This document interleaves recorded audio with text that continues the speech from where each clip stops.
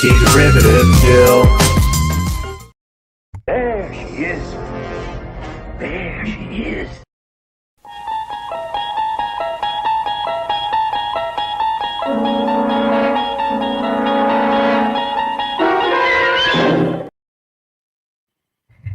You're traveling through another dimension, a dimension not only of sight and sound, but of mind.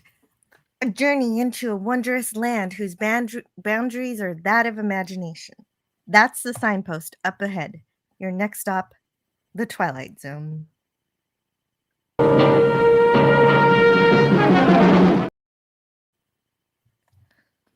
Hello and welcome to Indefinite Lunch in Infinite Combinations number 160, where we're exploring all of the Twilight Zone. Today, we're taking a closer look at the Odyssey of Flight 33 and Mr. Dingle the Strong. Hello, and welcome. And welcome to my co-host today, SkyDR37. Hello. How are you? I'm well. How are you? Good. Glad to hear it. Yes. Hello to Gavin Blackburn, who is first. And he's also got 75 XP. So I see now that I have the top fans thingy that's been in beta for a while. Now I guess it's finally been rolled out to everyone because I was not part of the beta program. And so today we're going to talk about the episodes. And we're going to start with the Odyssey of Flight 33, which you can already see here, was first aired on February 24th, 1961. It was written by Rod Serling. Both of our episodes today were. And directed by Justice Adith. And actually, this episode was supposed to be directed by Douglas Hayes, a common recurring director for the Twilight Zone. But for reasons unknown, it was given to Justice. And I guess, I don't know, maybe Douglas got busy. So, and also I want to say hello to Matt G, who's just entered the chat. Hello. Hey, YouTube is turning chat on itself. Well, yeah, hopefully everything is okay. Everybody just calm down. It doesn't matter how many XPs you have. I still value everyone as a listener. And so let's see. I just don't know what the XP does. Like, what can you trade it in for gold? Gold? No, I don't know. I don't think so. I guess maybe that's up to me, but I don't know what to do with it yet. So let me think about it. It's like Quatloos. It's not really worth anything. How dare you?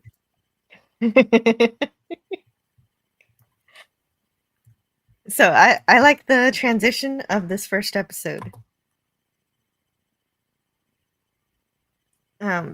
It's a nice transition between the starfield of the Twilight Zone into the foggy airspace where we find the commercial aircraft. And we see all the pilots in the cockpit. One of them is smoking a cigarette, which is a thing you do not see today.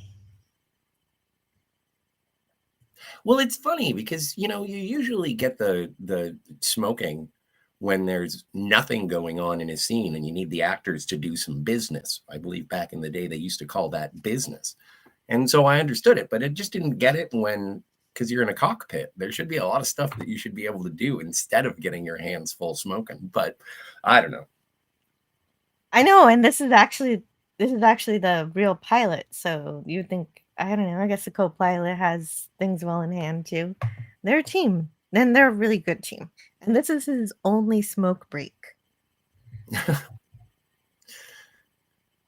Well, and just to kick things off with a bang before we even get to the opening narration, how do you feel about seeing one of the greatest Star Trek crossovers?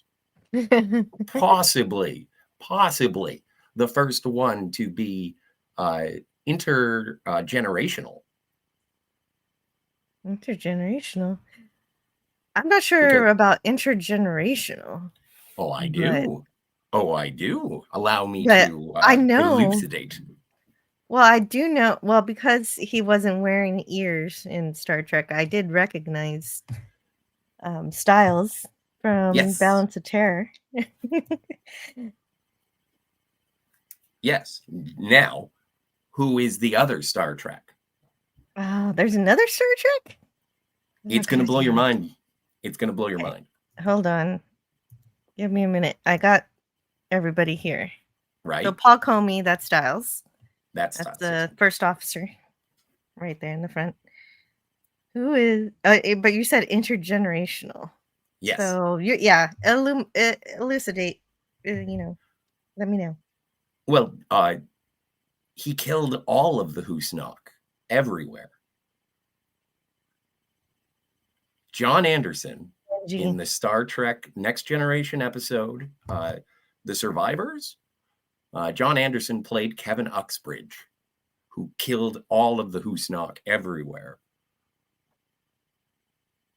Oh, okay. That was another one of those TNG episodes with the godlike alien in it. Yes. Okay. Yeah. Cool. Okay, Captain Farver was in the Next Generation. Yes. Very great.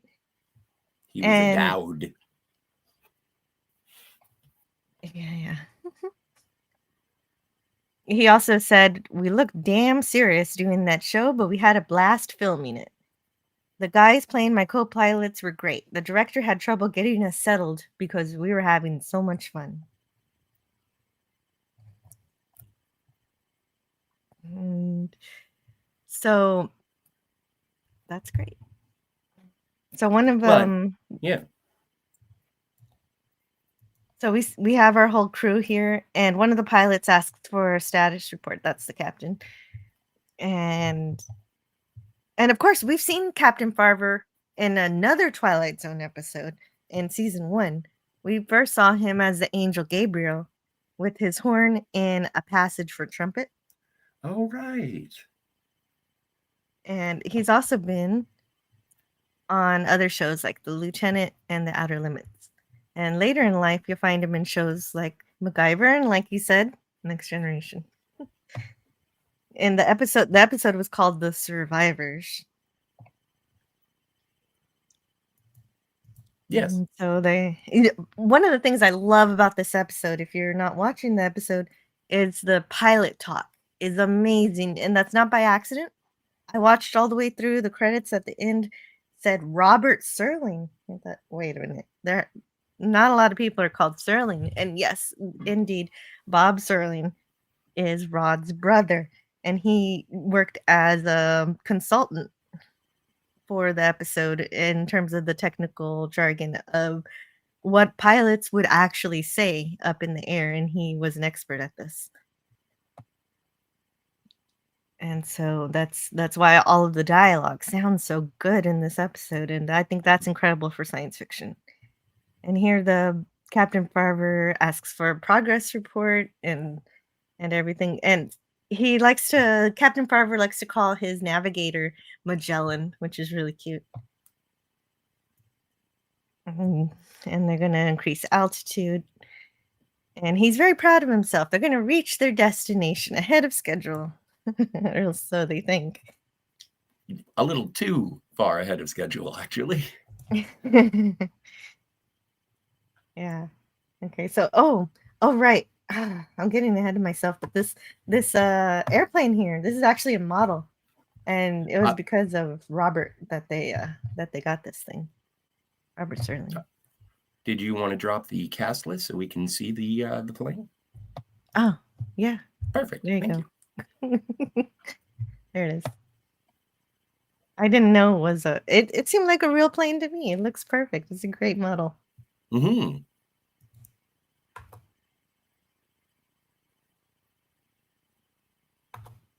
Do you think he still hates Vulcans here? Yes. Gavin Blackburn says the episode was filmed in the Boeing 707 mock-up. I believe Boeing staff were on hand to help with the pilot talk, as well as Serling's brother. Yeah. Okay, I didn't know about the Boeing staff helping too. I did know that Serling's brother said, I don't really like writing to him because my brother's always busy. So I called him, and he actually, Robert called him to tell him all the dialogue, and then they went over it later. Maybe when they went over it later, the staff were there, and Serling's brother made even more changes to the dialogue. Well, and It was all apparently, contemporary pilots at the time wrote in saying that this was some of the most accurate pilot talk that had ever actually been presented on television. I'm always very impressed when they go through the efforts of making things, even a fantasy show, seem as realistic as they do here.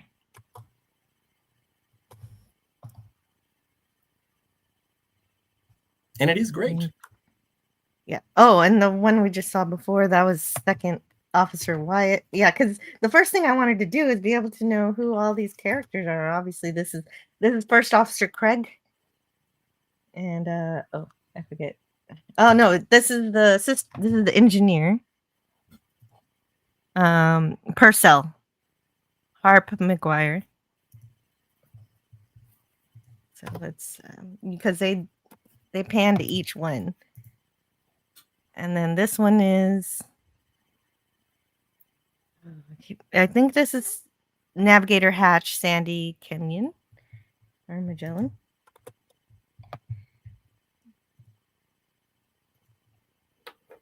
And then this one is, I kept wanting to call him a communications officer, but he's Second Officer Wyatt, played by Wayne Heffley. There we are. And thank you. Hold on just a moment. We have to take this down. Let's leave the slides on the pilot because we've got to thank Old Man Bird. Thank you so much for the $9.99 super sticker of a cute little lemon doing a little dance and losing a bit of his juice in the process. Thank you. Thanks for the lemon, Old Man Bird. Let's see. I don't. And what should I play?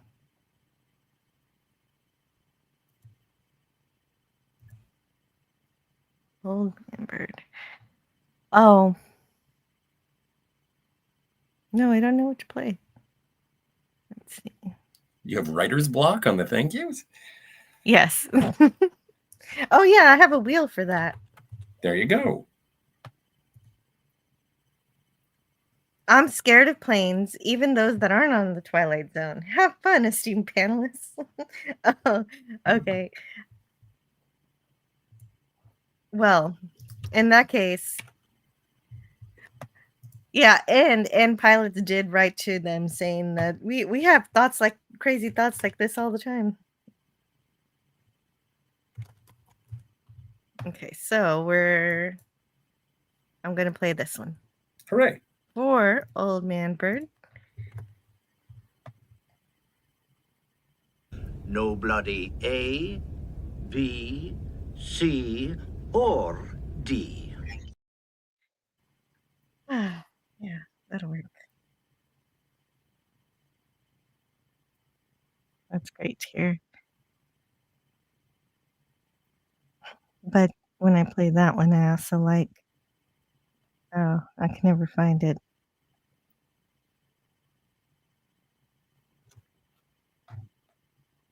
Or maybe I got rid of it. Well, I'll just play this. That's green. That's all you need to know. Okay. Yeah, I'm not afraid of planes until I'm on the plane. I'm like, oh, you know what, this could be it. But you know what? We're having fun. I think of that when I'm on a roller coaster too. But I love roller coasters. And I love airplanes because they get me there a lot faster. I haven't been on a plane in forever. Yeah. Well, it's been a few years for me. But they're all very highly competent team. Even Well, especially the stewardesses, or flight attendants, Bring and on the the main sexy one. stews. The main one is Jamie.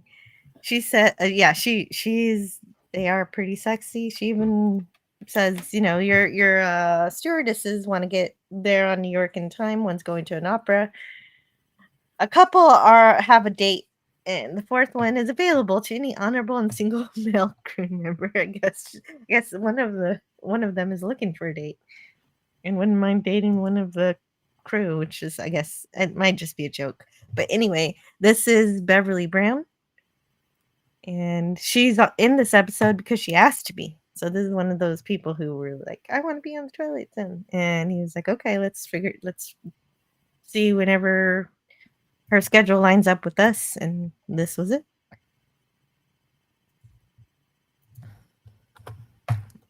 I'm getting some vibes of Joan from Mad Men, just the matriarchal head of the flight attendants crew. Firm yet fair. Oh yeah, she's very good at her job. Captain Farver feels something funny, as if the ship were going faster without him having, increased or without him having accelerated the aircraft. The true airspeed is 470, but somehow he feels like they're going faster. So the first officer wonders if maybe they picked up a tailwind. And then Barbara asks Magellan to try and get him a ground speed check, but the ground speed doesn't agree with the airspeed. It's reporting 900 knots, not 470, and then the speed continues to climb to 1500 and then to 2100. First Officer Craig says, "Well, I hope the wings stay on." And then they finally get up to 3000 knots, and Wyatt is trying to communicate with somebody, but they're cut off from communications and radar. And that's when we get the opening narration, which I would like for Scotty R37 to please read for us. Absolutely. And the captain, along with figuring out the problem, also knows it's important to keep everyone on the plane calm. Hold on. I guess the narration isn't here yet. Hold on just a moment, because there's a little bit of dialogue. Okay, so they get a bit of... Where's that opening narration? Where did I put that? I think I lost it. It's okay. I can find it. Oh, there it is. Oh, you know what? Because we're not ready for it. Give me just a moment. Because first we have to mention this. They're shaking. I guess the first event happens before the open narration, where the airplane seems like it's shaking, and seems they've gone past the sound barrier. They've gone past the speed of sound, and Officer Craig said, Captain Fever mentions that Captain Farver. Johnny Farver Fever isn't in this episode. Farver. First Officer Craig's like, "Oh, we hit Mach 1, but we didn't get a warning bell." And so, okay. And in my notes, we have something from the companion regarding Robert J. Serling. And yeah, so how he had the 707 passenger cabin mock-up. Okay, so then that's how they obtained that. And we're able to make such a cool episode here. And I talked about that already. And here is the opening narration. Now I can put this in the private chat. I'm a dinosaur from Staten Island, says James Caserta. Yes. No, don't put it in the regular chat, Jill. What are you doing?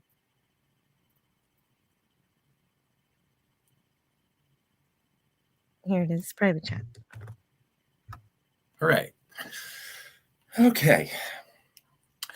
You're riding on a jet airliner en route from London to New York. You're at 35,000 feet atop an overcast and roughly 55 minutes from Idlewild Airport. But what you've seen occur inside the cockpit of this. Hang on a second. But what you've seen occur inside the cockpit of this plane is no reflection on the aircraft or its crew. It's a safe, well-engineered, perfectly designed machine, and the men you've just met are a trained, cool, highly efficient team. The problem is simply that the plane is going too fast, and there is nothing within the realm of knowledge or at least logic to explain it.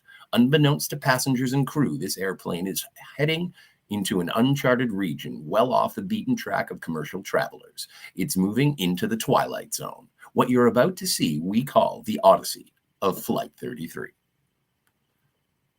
Woohoo. Yes. Hello, the glove cleaner. Yes. The glove cleaner's here, and the glove cleaner has also not been on an airplane in forever. And I saw my comment, but you guys were saying what you had already said. Oh, Well, thanks for joining. ooh. And this is very weird. Oh, I'm here now? Yeah. Are you traveling through time, the glove cleaner? What's happening? And hello to Greek Letters Larson. How are you? Hey. And yeah. So we made it past the opening narration. And Serling was about to call it Transocean 33, but he learned from his brother that there was a real Transocean. So he changed it to Transglobe, even though I don't remember hearing either of those throughout the whole episode. Oh, yeah. I think they call it, if it's not Transglobal, it's just Global 33. I remember them saying it a couple of times. There we go. Let's see. And so, yeah, so as I said, the flight attendants are very professional here. Janie is shocked at what she just heard, but she keeps her cool about it.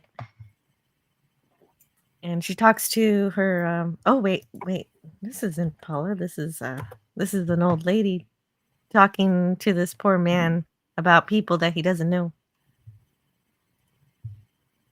Yes.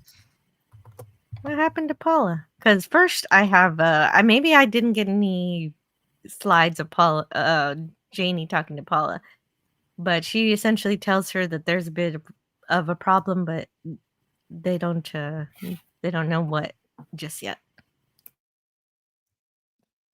And well, it's too bad you didn't get any pics of Paula, because she's a cutie patootie. I will get more. She will be in. You'll see her eventually. Okay. I'm sure I got one later. So you don't really want the passengers to get nervous in this kind of situation where there may be trouble, but it's happening anyway. This older lady passenger is incessantly talking to this other guy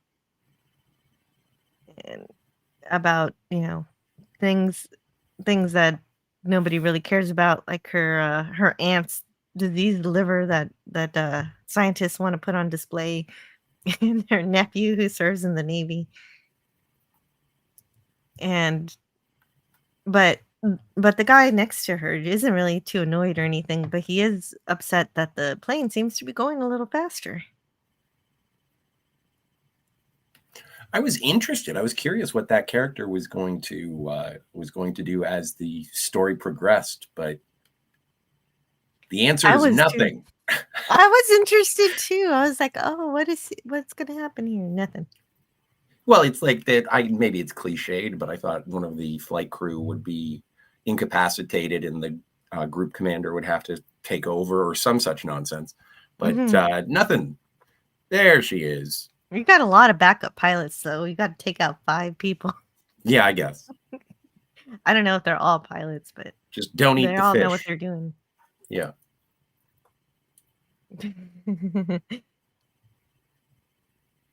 And so we're back in the cockpit. checked their equipment 4 times. They've made no mistakes. The readings that they've taken for the speed are right. And hey, Theta of the Grid is here. Hello. Hey, Theta. And A hello to signal, Brogu. a signal from deep cyberspace. Bleep, bleep, bleep.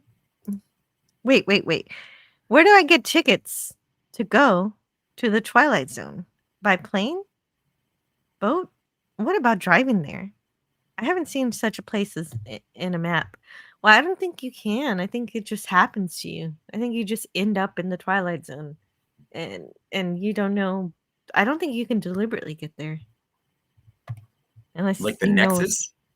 Yeah, I guess. Hello, yes, hello to Brogu, Kapla, and hello to Naladak. Occupy Jill's Hey! chat. Yay. Yes, the captain did smoke. This is a long time ago, 1960s. 1961, when smoking was cool. Okay, so.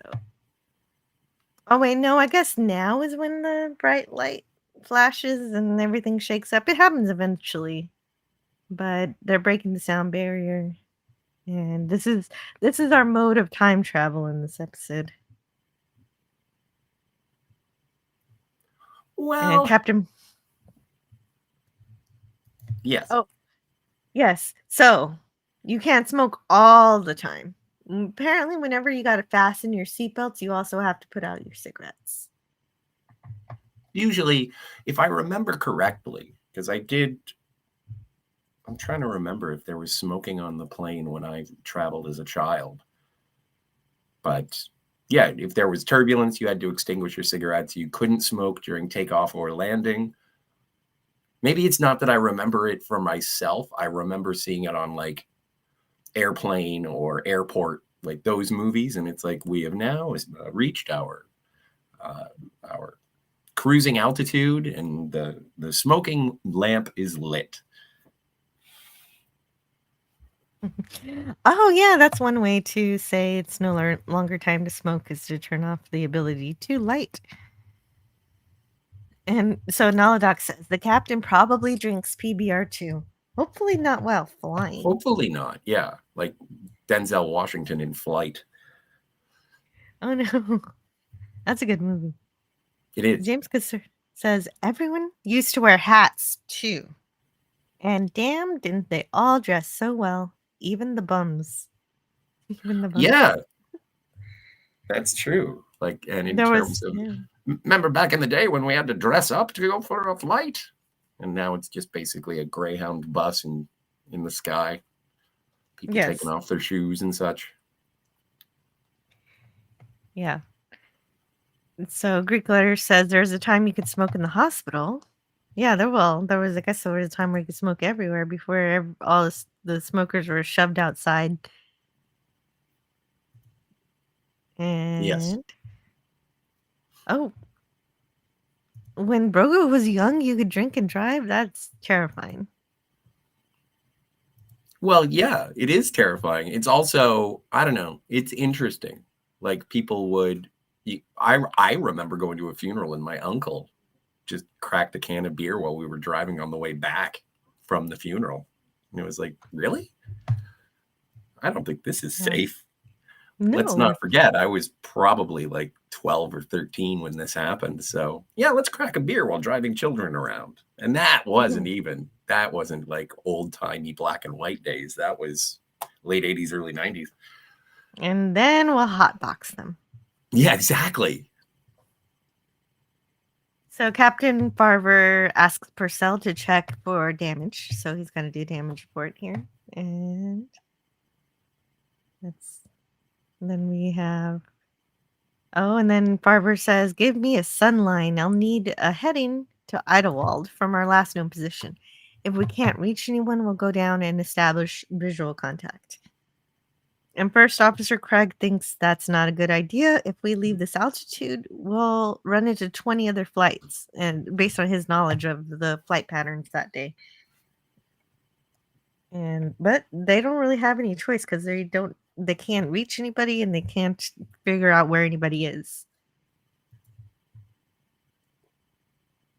The glove cleaner says this episode aired 3 days before my entrance to this here world of ours. Oh, we've reached the episode nearby the glove cleaner's birthday. Nice.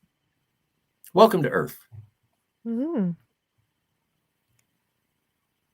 Yes, there was a time where Coca-Cola had cocaine in it. It's true.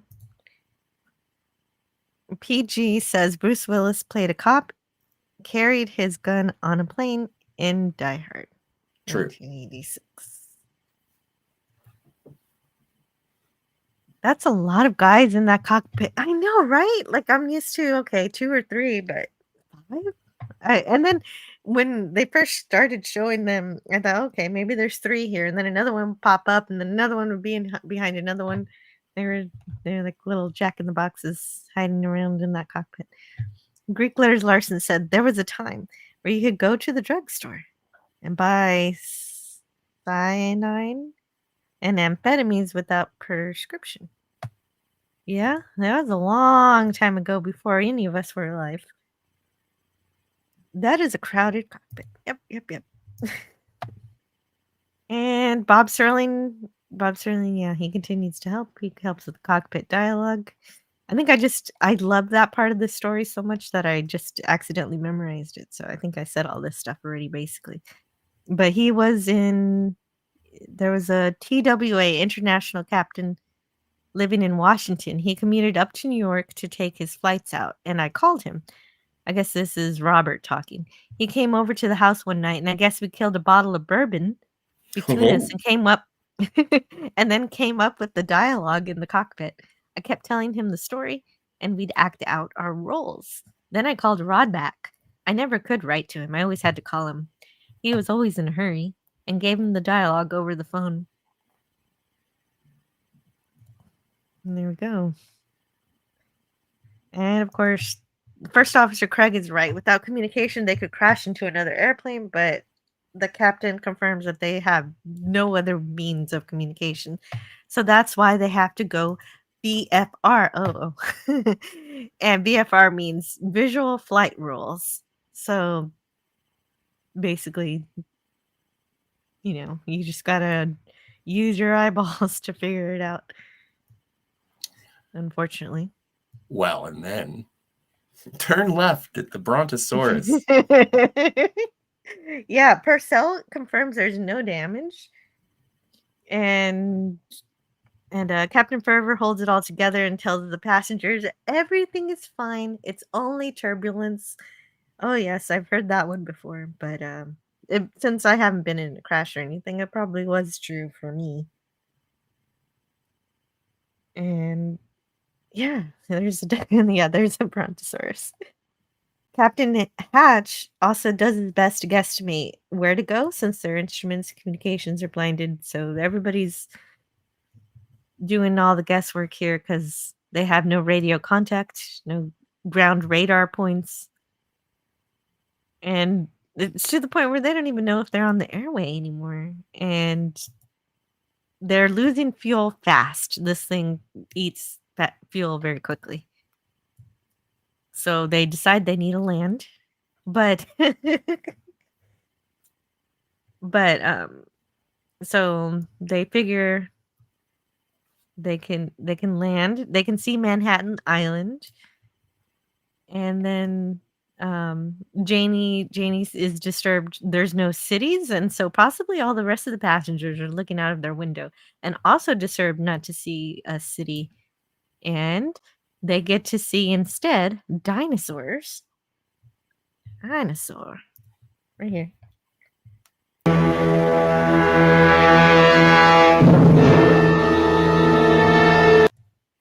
Alan. I didn't get any clips today, but I had to get a timestamp for the dinosaur. Very well done. What was that? That was reused footage from a movie from 1960, I think. And so they were They all had to pretend. Everybody in the cockpit had to pretend they could see the dinosaur because it wasn't really there yet. And so they did a very good job. I believed it. The dinosaur was one of the puppets used in Jack Harris picture called Dinosaurs, for which Project Unlimited did the special effects. Explains special effects wizard Hua Cheng. Oh, that guy, I know him. He did Star Trek stuff too. Didn't he? I don't know. The partners in project were Gene Warren, Tim Barr, and myself. We also did effects for The Time Machine, Seven Faces of Dr. Lau, Wonderful World of the Brothers Grimm, as well as the TV series Outer Limits, and some of the effects for Star Trek, and many more. Yes, there is. The most expensive piece of film ever shot for the Twilight Zone was the dinosaur watching the plane go by. It cost us $2,500, and God, business affairs raised hell with me about it. And so this is great. I love stop motion animation, and it's just so fun here in this episode. And it's credited to Jack H. Harris, but of course it should also go to the staff of Project Unlimited. And everybody who worked on Universal's movie Dinosaurs from 1960. Thank you for your service. Yes, Hua Cheng, Gene Warren, Tim Barr, Tom Holland, and Don Shallon were involved. And Tom Holland. Hey, the people who sculpted the dinosaur were Marcel Delgado and his brother Victor. And it was not straight up lifted from the footage wasn't straight lifted from the 1960 film. It was made at the same time Project Unlimited was creating footage for the dinosaur movie. And so they were commissioned to do this 60-second animation, or I guess 60 seconds of it. We didn't get all 60 seconds. That was just a few seconds because I wasn't worried about copyright at all for that one.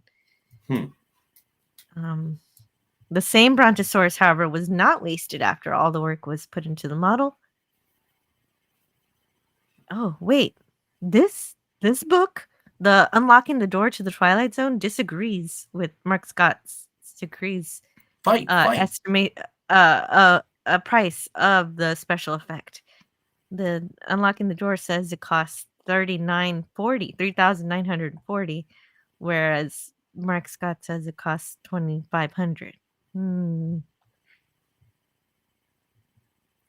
Well, when it comes to budgets, I would guess that it's the higher one. Yeah, probably.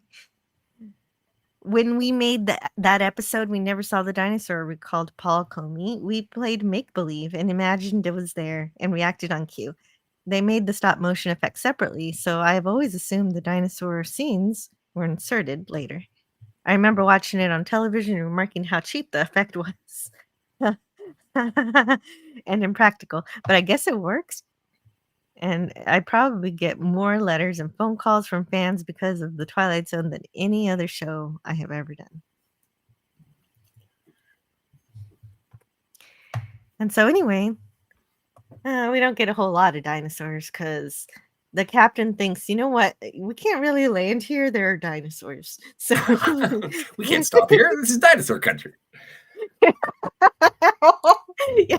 Yes.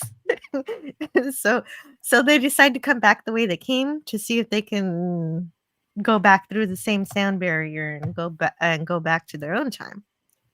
So of course we've got a malleable timeline here, as we so far often do for the Twilight Zone. And apparently also, and speaking of stories with time travel, The Langoliers by Stephen King, a 1990 novella, also features a passenger airline flying through a time rift. And one of the characters in that story remembers this Twilight Zone episode. So even though Stephen King ripped this episode, he paid it attention. He knew what he was doing, and he gave it the respect it deserved. So that's Have good. you ever seen the Langoliers? No, was it good? No, I haven't seen it. I haven't seen it. I didn't know they turned it into a movie. Is it a movie or a TV show or? It's like a television miniseries. Mm, I think it was like a movie of the week kind of thing. yeah. The only problem with this dinosaur scene is that after so they're in the Jurassic period, and all the crew can see Manhattan Island, but at that time, during the last ice age, the ocean wouldn't have been there, and so then we wouldn't have had we would have had North America still hooked up to Europe because Pangea was still a thing, the continent. The continental drift. Mm-hmm.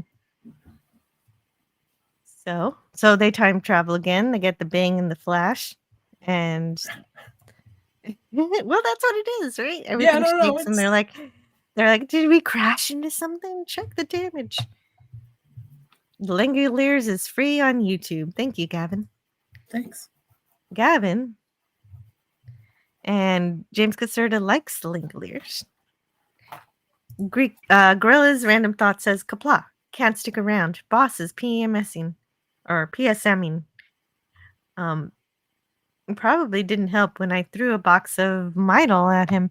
Oh no, no, that's not going to help him at all. Who knew it was Boeing who built the Guardian of Forever? Yeah, right." So let's see. Hold on, I missed a few chats here. PG is here. And now you know why they call it a cockpit. Oh, that's silly. It killed many a bottle of bourbon with less of an excuse. Yeah, that was a good excuse for bourbon. The bad part of this episode is the clunky stop motion dinos. Oof. No, I love the dinosaur. It is so cute. The dinosaur looks like he's got someplace to be. Yeah, exactly. Dinosaur looks busy. The glove cleaner says, "I remember right." Do I remember right? Do the passengers even notice the dinosaurs? I don't know. I mean, we don't really pay too much attention to the passengers. We just know that the stewardesses are having a time with them. But we never see that part. They're just like, oh, they're being hysterical. You got to reassure them. Dinosaurs, surely you can't be serious. Jurassic Manhattan. Yeah.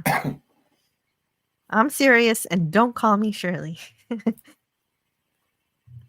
Well, that's not how the joke goes, but it's okay. I quit the wrong. I picked the. Oh God, they're just airplane jokes in the chat now. Well, it makes sense. I picked the wrong time to stop smoking. I like when that joke keeps being used and the intensity of the drug gets higher. Greek Letters Larson says, "I take the dinosaurs like I take my coffee. Straight, black." You wait for years for a dinosaur movie job to come along, and then 2 came at once. Yeah, they worked on it at the same time. That Project Unlimited. Who knew it was Boeing who built the Guardian Forever? And then we had Gorilla. And the Langolier stars Dean Stockwell and David Morse. So it has a good cast. Well, I'll have to check it out. Yes. Well, it's actually not too far off to say a man is PMSing. You never know when they are because they don't bleed. But men get hormonal mood swings every month too. You just don't know really when they're happening. Beam on down. Yeah. Oh, you can hear that. Entropy Manor's here. Probably a good thing this wasn't also the flight Shatner's character was on in that other episode. Yeah. Still counting down for that one. It's gonna be a while. I know. You got to be there for that one. I hope so. So they travel back. Okay. Oh yeah, that's where she's saying, "Hey, everybody's going crazy. You got to talk to them." And Captain, anytime, just curious, did you happen to look out the window and see the dinosaur? that dinosaur. Dinosaur? So they see the city again. So they made it back to civilization. Yay! Ish. Everyone's delighted. Everyone thinks everything is exactly right. But Second Officer Wyatt still can't communicate with anyone, and so they change the frequencies and go higher, and then okay, see, there she is. There's Paula. I told you Hey, I did Paula. finally get her, but I guess she has her eyes closed there. But she's just so happy. She wasn't ready She for gets the to go on snapshot. her. No. No, she's delighted she can go on her date, or she's supposed to go to the opera or something. I forget. Yeah, Valhalla. Valhalla, yeah. Hopefully, it's not this doesn't turn into the real thing. And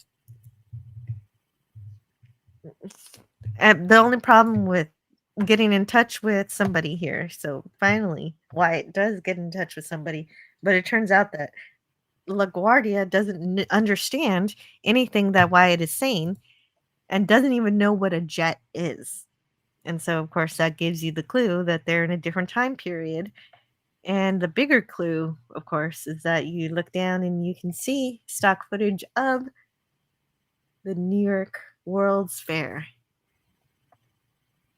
Oh, and here's more about his brother. So let's say Robert Serling was the aviation editor for the United Press International in Washington, winner of many journalism awards for his endeavors. He looked over the script and then wrote back his list of suggestions. An additional flight cockpit dialogue to make the situation more realistic. Frankly, it's not 100% accurate, and it can't be, because the situation you present is so fantastic that you've presented the crew with an almost impossible impasse. Air-ground communications have changed so since 1940 that it's likely that a Boeing 707 with 1960s communications equipment would have one hell of a time even raising a control tower with 1940 equipment. Frequencies, for example, are completely different. I've included some stuff on the crew trying to tell LaGuardia they're a 707 and asking for a radar vector into Idlewild. This telegraphs the surprise ending, and you may want to change it around a bit. Sterling made the adjustments as his brother suggested, and the result was cockpit flight dialogue that was convincing enough for the viewers to accept the gravity of the situation. And his brother would return and help again in the episode The Doomsday Flight in 1966. Okay, so even though LaGuardia doesn't understand them, they say, okay, you can still land. And Captain Fervor says the CAA, they haven't called the Federal Aviation Agency CAA in years. Specifically, the FAA was created in August 1958, replacing the CAA, the Civil Aeronautics Administration. And of course, now they all look down and they see the New York World's Fair, which occurred in 1939, which tells them precisely when they are. They're a long ways away from 1961. And this is specifically the part of the World's Fair that this is the Trilon and the Perisphere. I didn't realize just how large the World's Fair was. Enormous. I know it was a place where they showed off lots of new technology and things. So the only thing I know about the New York World's Fair is that that's where they stashed the spaceships in Men in Black. It's a good place to put the spaceships. You think, oh look, this is just a imagining. Must be a model. a life-size model. And the captain says the World's Fair is at Lake Success in place of the UN headquarters. Lake Success is in Nassau County, just outside of New York. The World's Fair was actually at Flushing Meadows in Queens, while the UN headquarters was in Turtle Bay in Manhattan. So they played around with the locations here for whatever reason. And then the captain lets the whole crew, not the whole crew, but the whole plane in on what's going on. So it's like, you guys, you're probably not going to believe me, but we just time traveled and we're trying to get back home. I don't know. This is a. Would you like to read it? Oh, sure.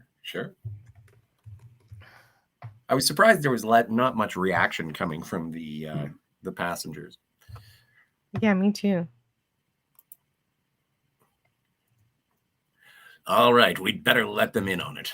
Ladies and gentlemen, this is your captain. What I'm about to tell you is something I can't explain myself. Your crew is as much in the dark as you are. If you look out from the left-hand side of this aircraft, you will see directly below an area called Lake Success. Those buildings aren't the United Nations.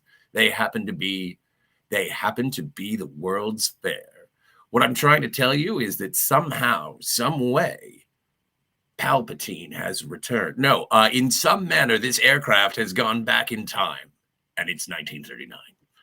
But we're going to try to increase our speed and go back through the same sound barrier we've already done twice before. I don't know if we can do it, and all I can ask of you is that you remain calm and pray. Yes, and then we also get the closing narration, which was sudden for me. Because I'm not used to a Twilight Zone episode not having an ending. Well, yeah, but I liked the closing narration that, like, Flight 33 is almost like a phantom aircraft that now travels everywhere throughout time trying to find its way home. It's like the Sam Beckett of airplanes. Yeah, well, it kind of made it even more. It kind of even made it more realistic in terms of, oh man, what if it's almost like an urban legend. I may encounter a stray aircraft one day. A global jet airliner en route from London to New York on an uneventful afternoon in the year 1961. But now reported overdue and missing. And by now, searched for on land, sea, and air by anguished human beings, fearful what they'll find. But you and I know where she is. You and I know what's happened. So if some moment, any moment, you hear the sound of jet engines flying atop the overcast, engines that sound searching and lost, engines that sound desperate, shoot up a flare or do something. That would be Global 33 trying to get home from the Twilight Zone. Dun, dun, dun, dun, dun, dun. Obviously, I hope they make it home, but we don't get to see whether they make it home or whether they run out of fuel and crash or what happens. Or if they make a crash landing and actually just land. I don't know. Anything could have happened. Well, I would assume that they try to get through that the sound barrier again, and they do it a couple more times. But then eventually, they don't have a lot of fuel. Do they have any fuel to do more than once? Well, but also it wasn't like they weren't accelerating. They caught a tailwind in the jet stream. That's what pushed them faster than the time barrier. So, but there was an adaptation in a graphic novel that does expand on it, and there is a point where they take a quick jump to the future as well. I was happy to read that because this whole episode I expected after the dinosaurs that they would go too far in the future this time instead of in the past. and so it was actually more of a surprise that they just didn't go far enough, because I expected them to just end up in in the future. So yeah, so that's good. It's probably a good comic. I haven't read it, obviously. I'd like to. And mhm. Okay, so there's a quote I have not read yet by John Anderson. He says, waiting to tee off at a golf course several years ago, a man from the foursome behind us approached and said, didn't she do that Twilight Zone episode about the flight that got lost in time? I said, guilty. And he came back with, that's one of my favorite of all these shows. And added, I fly for United, and sometimes up there during a long flight, you do get crazy thoughts, like what happened to your ship on that flight. That's crazy. And yeah, I Awesome. really enjoyed this episode very much. Really, really well done. Well, and it goes back to the same old thing that I'm a big fan of, and apparently it's a truism, a universal storytelling benefit is people love seeing people do their jobs well. And so even though these brave pilots are lost through time, they're still, they're keeping a cool head and trying to fix the problem and try to return to their own time. And I do enjoy the interactions. Mm-hmm. Yeah, the pilot is determined to get everyone when they're supposed to be, not only where. And I want to read some of the chats before we move on to the second episode. Entropy Manor says, probably a good thing this also wasn't the flight Shatner's character was on. Oh yeah, I read that one. But yeah, no, I'm not ready for that yet. It'll come later. Brogu says she said, hey guys, the stewardess and I are having a party later on tonight, and you're all invited.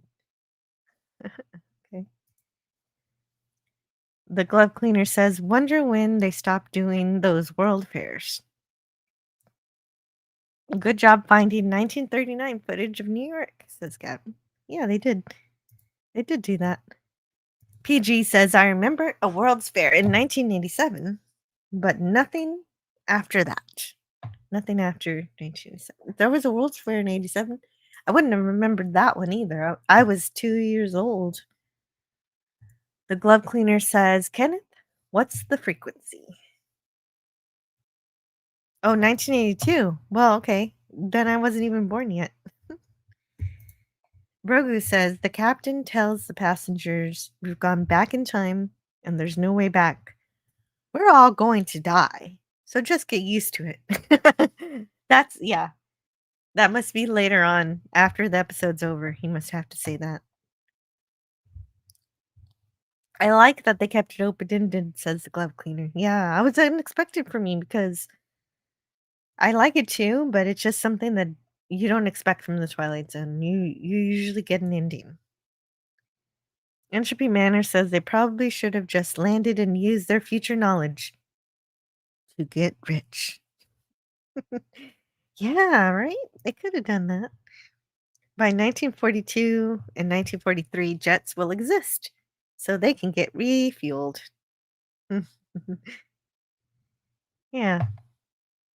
I remember John Anderson as that alien that committed species genocide in Star Trek The Next Generation. Yeah, in the episode The Survivors. That's correct. That is indeed true what happened in that episode. Glove Cleaner says you don't need no stinking fuel when you're traveling through time. I don't know. These pilots seem to be pretty concerned about the fuel depletion of their aircraft. I don't think that they can keep flying through time on Twilight Zone logic alone. Killed all the Hoosnock, says Scotty R37, who has stepped away for a little bit. Check out Scotty R37 at these locations, specifically Twitter. are also known as X or Tooks. And we are ready to move on to the next episode. And so we will be bringing back the slides. Scotty R37 prefers to call it XCOM after some video game I don't know about. What is a hoosnock? Some kind of alien old man bird that were killed by some godlike beings who decided to do that. I don't know. I haven't seen the episode in a long time. I think Scotty remembers it better than I do. Gavin thinks that some of the hoosnocks survived. So let's bring back our slides. There they are. We're ready for a Burgess and Meredith episode. So before we start that, since Scotty's gone, I'm going to play a little bit of that. If I can find it. Yeah. So we're not, it's not time enough at last, but I'm going to play these anyway. No, it was just you said a husband of mine. Well, how many husbands have you got? You've only got me. I would appreciate that not being rubbed in. Books! All the books I'll need. All the books I'll ever want. And the year after that.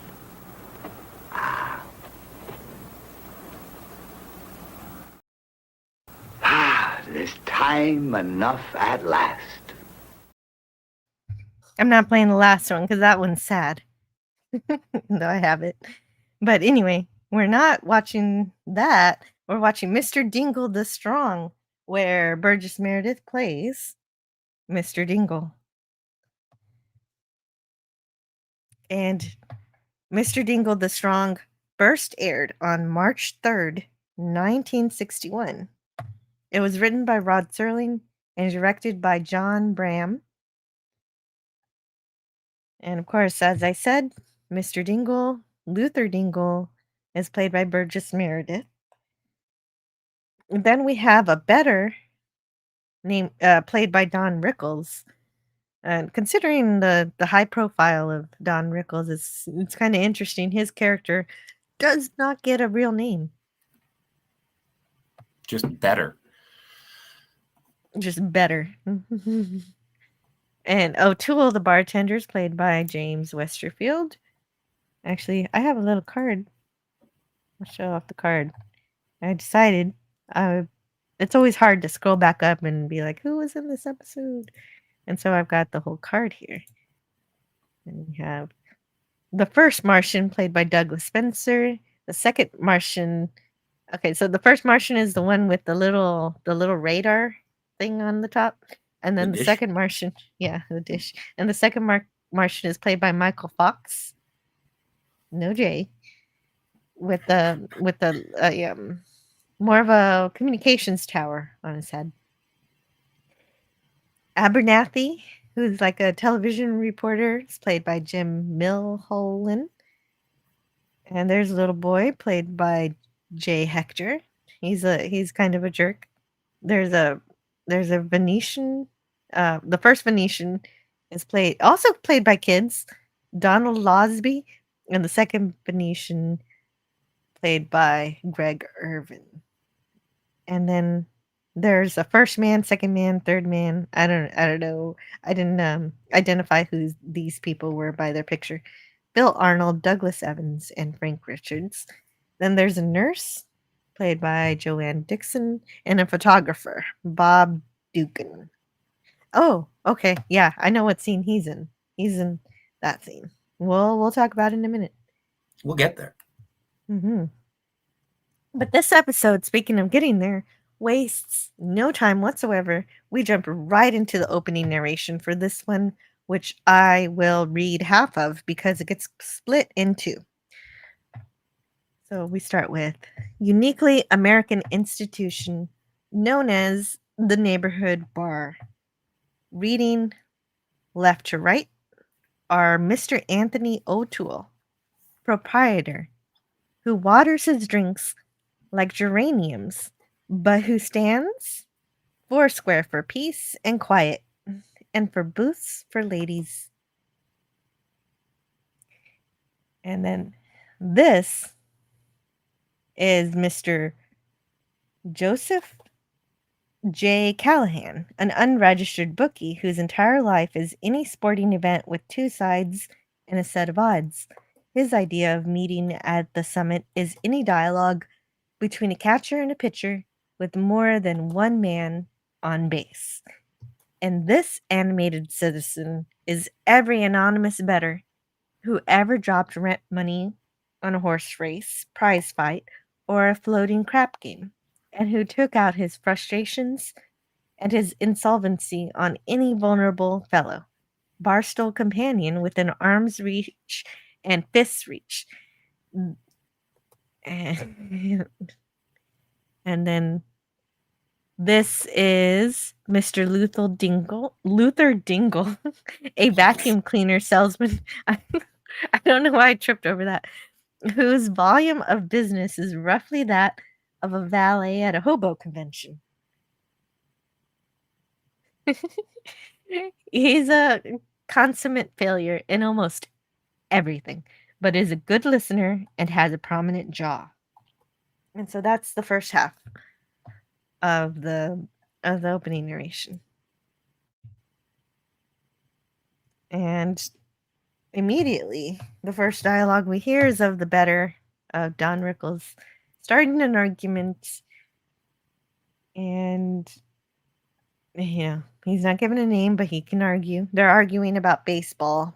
I don't understand everything they're saying, but since Pittsburgh Pirates won the game, Joseph Callahan is owed $5. It seems pretty clear cut to me, whatever the actual score is, but the bettor insists that the ball was actually foul and it was a bad call. But everyone seems to agree that how the score went was correct and that it was an out. And I don't know. I don't know why it matters what the call should have been. If it was officially decided that the Pirates won, didn't bettor lose his money? I think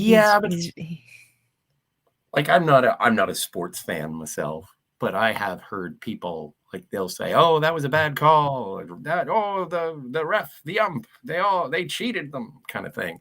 So there is there is a propensity to disagree with the officiates. Yes, I get that, but I get the outrage, but does it matter? Like, it shouldn't matter in terms of the betting. What the actual score should be all that matters. Otherwise, everybody could just say, "Oh, they were all wrong," and weasel your way out of paying your bets that way. But of course, since the bettor is the one cheating, he calls Callahan a cheater. So he wants to fight. Yeah. He wants to. He just wants to fight. But O'Toole stops him. And according to Callahan, his dad also did the same thing that bettor is doing here. And he was like, "That was a bum call too." And the bettor tries to seek some validation from Mr. Dingle. I wish he had a name, but he doesn't. I guess Don. Now the we'll just call him umpire. Rickles. Yeah. The umpire is changing. Now the bettor is saying that the umpire was blind, which probably isn't true. And we noticed that Mr. Dingle has a bit of a stutter, but he's always very honest, which is not the best trait for a salesman. But the bettor is trying to intimidate Mr. Dingle to take his side and ask him if it's a foul ball or an out. And he said it was an out based on the rules of the game. And so that earns Mr. Dingle a punch, not just any punch, like he's thrown in the air by this punch if you watch it. Rickles has a mean right hook. Yeah, did I capture that? Yeah, there he is. He ends up over the bar There it is. Yeah. See, that is flying. Seems a bit excessive. It is. No, I don't understand why the bartender allows this man at this establishment. Well, it seems like everybody is getting into scraps. No, it You just start seems like another everybody. brawl here. My God, no! Everybody's just beating up on Mr. Dingle because Mr. Dingle stands for the truth, and that cannot be tolerated. And even though the better never gets the answer he wants for, he keeps seeking that validation from Mr. Dingle and not getting it, and then beating him up. It's a crazy bully mentality that he seems to be. He can't. No one can seem to stop him from pursuing it.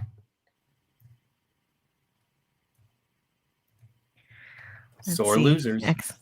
Yeah. And they lived happily ever after in the Twilight Zone. That was probably for the last episode. PG says Rickles never did enough TV and movies. He was good in most everything. PG says a consummate failure in almost everything. I'm putting that on my resume. Okay, so all this mundanity of, sports ball betting is broken up by this crazy looking alien in his space suit. A two-headed alien Martian. They roll right into the bar. Yeah, they're just like in a robot spacesuit or something. I don't know what it's really. I was very much taken aback when this particular character entered the bar. It's a bit jarring and striking. Yes. So, but before we talk more about them, there's something here about Don Rickles. And the CBS publicity department asked him to come up with a few one-liners for publicity. So he said, "Serling must do well. I've seen him in a convertible spaceship. The producer of Twilight Zone liked my work so well, he gave me a summer home on Venus. Serling is a brilliant writer. I know this because he gave me a card that said brilliant writer in color." And then the last one was, "Screw the director. I don't even know who directed that. The main man I remember was Burgess Meredith. He was one of the greats. I'm telling you, he played his part so well that Rod Serling is probably shaking his hand to this day. That alien thing was stupid, but what the heck? That was the Twilight Zone. You know what I remember about Meredith? In between takes, he was a warm fellow who had a great sense of humor. We shot jabs at each other, and he took them as fast as he pitched them. They don't make men like him anymore." And so apparently nobody in this bar can see the aliens. And okay, so then we get the rest of the opening narration here. "And these two unseen gentlemen are visitors from outer space. They're about to alter the destiny of Luther Dingle by leaving him a legacy, the kind you can hardly find no more.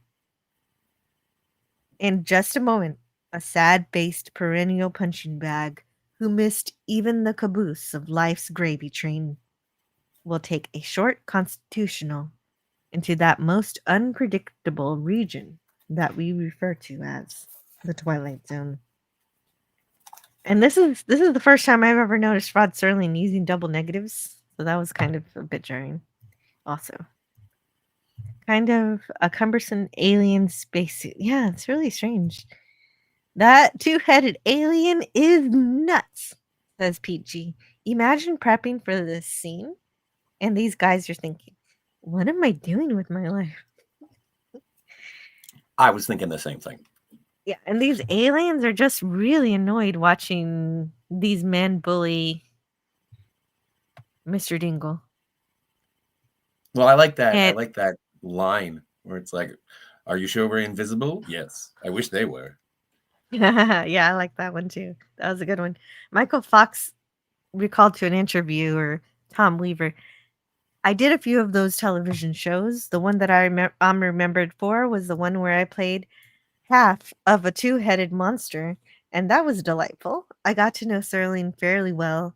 He was a charming and most talented man, and one of the few writers who really understood an actor's problems, I thought. Can you imagine being a two-headed alien and being like, "Excuse me, sir, what is my motivation?" You like your other head, but you don't like humans. You're a scientist. Yeah, you're a scientist. You don't like the humans, but you want to see how they tick anyway. You're curious. That's right. They're scientists. Sigvaldison says most people are just praying for someone to push the pretty button in the middle of the earth, which will result in all our problems being resolved. Well, I mean, like I say every Tuesday, you're a little early. You've got to wait for Friday for your chance. Good, good afternoon, Jill and Scotty, says Siggy. I wish I hadn't missed the first part. I know I love the first episode. Flight 33, the Odyssey. So good. I'll play the dinosaurs for you. Yay! One of the aliens is played by Douglas Spencer, who was Scotty in The Thing from Another World, and the head Metalunan in This Island Earth. Oh, cool. That's very, very good. Okay, so for Sigvaldison, who did not get to see the first half, I'm going to play the dinosaurs again. That was a funny transition. It looked like the entire cockpit was looking over at that ridiculous two-headed alien. But nope, there's the dinosaur.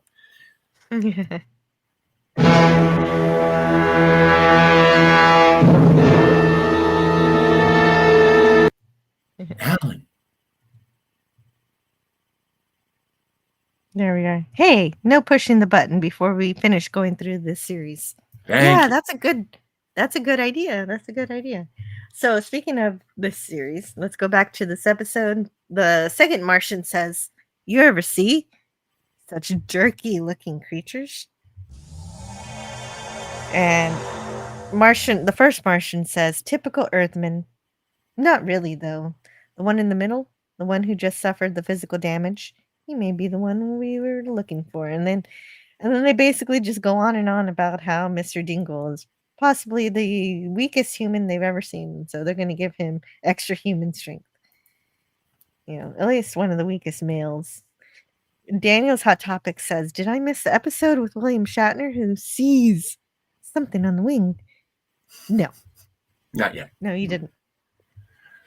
Well, not yet. I'm sorry to say it that way, Daniel. You'll probably be able to join us.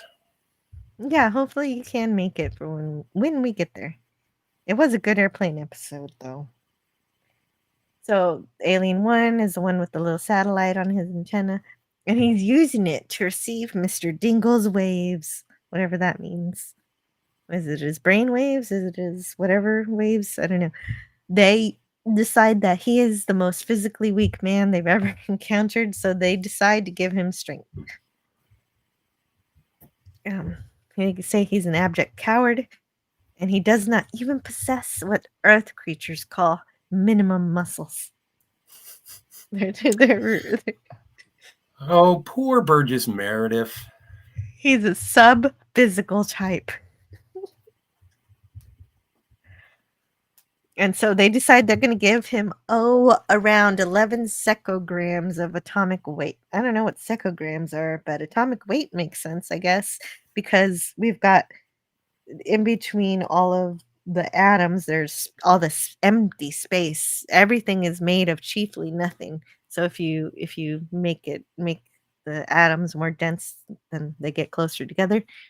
And apparently this is somehow going to make him 300 times stronger than the average human being without it even looking like he has more muscles, because he's still going to look as scrawny as he was before. Just denser. Yeah, he's just denser now. That's how it works. For science. For whatever Yes. reason. I don't know. They just want to watch him. They don't like humans, but they want to see what they do. Makes sense. Observation. Very important when it comes to the scientific method. Mhm. And so, Introduction of stimuli. not knowing any of this is going on, they continue. Mr. Dingle continues to be harassed by Betor, and so Betor finally says, O'Toole finally says he's going to kick him out if he doesn't stop. But before that happens, the Martians, robots spinning coils start spinning, like they have coils on their suit, and they start spinning. I think there's probably going to be there's the antenna. I'm sure I got a picture of the spinning. Although of course the picture won't be animated. But they spin around and they light up. The Martians' ears are furry. I Yes. don't know if that's useful or anything. They're there. There's their spinning coil nipples. Yes. And then they either they teleport out, or we just see them the way that the humans see them, because of course they're probably still there. They're just invisible and they're just observing as as they said they would. And Mr. O'Toole gives Mr. Dingle the worst advice ever. Don't talk to anybody anymore. Just smile and nod for the rest of your life. That's not very nice. But but then just as Mr. Dingle is about to take that advice, we hear a cartoon boingy sound. And of course that means he's now superhuman. Of course. That is what it means, yes.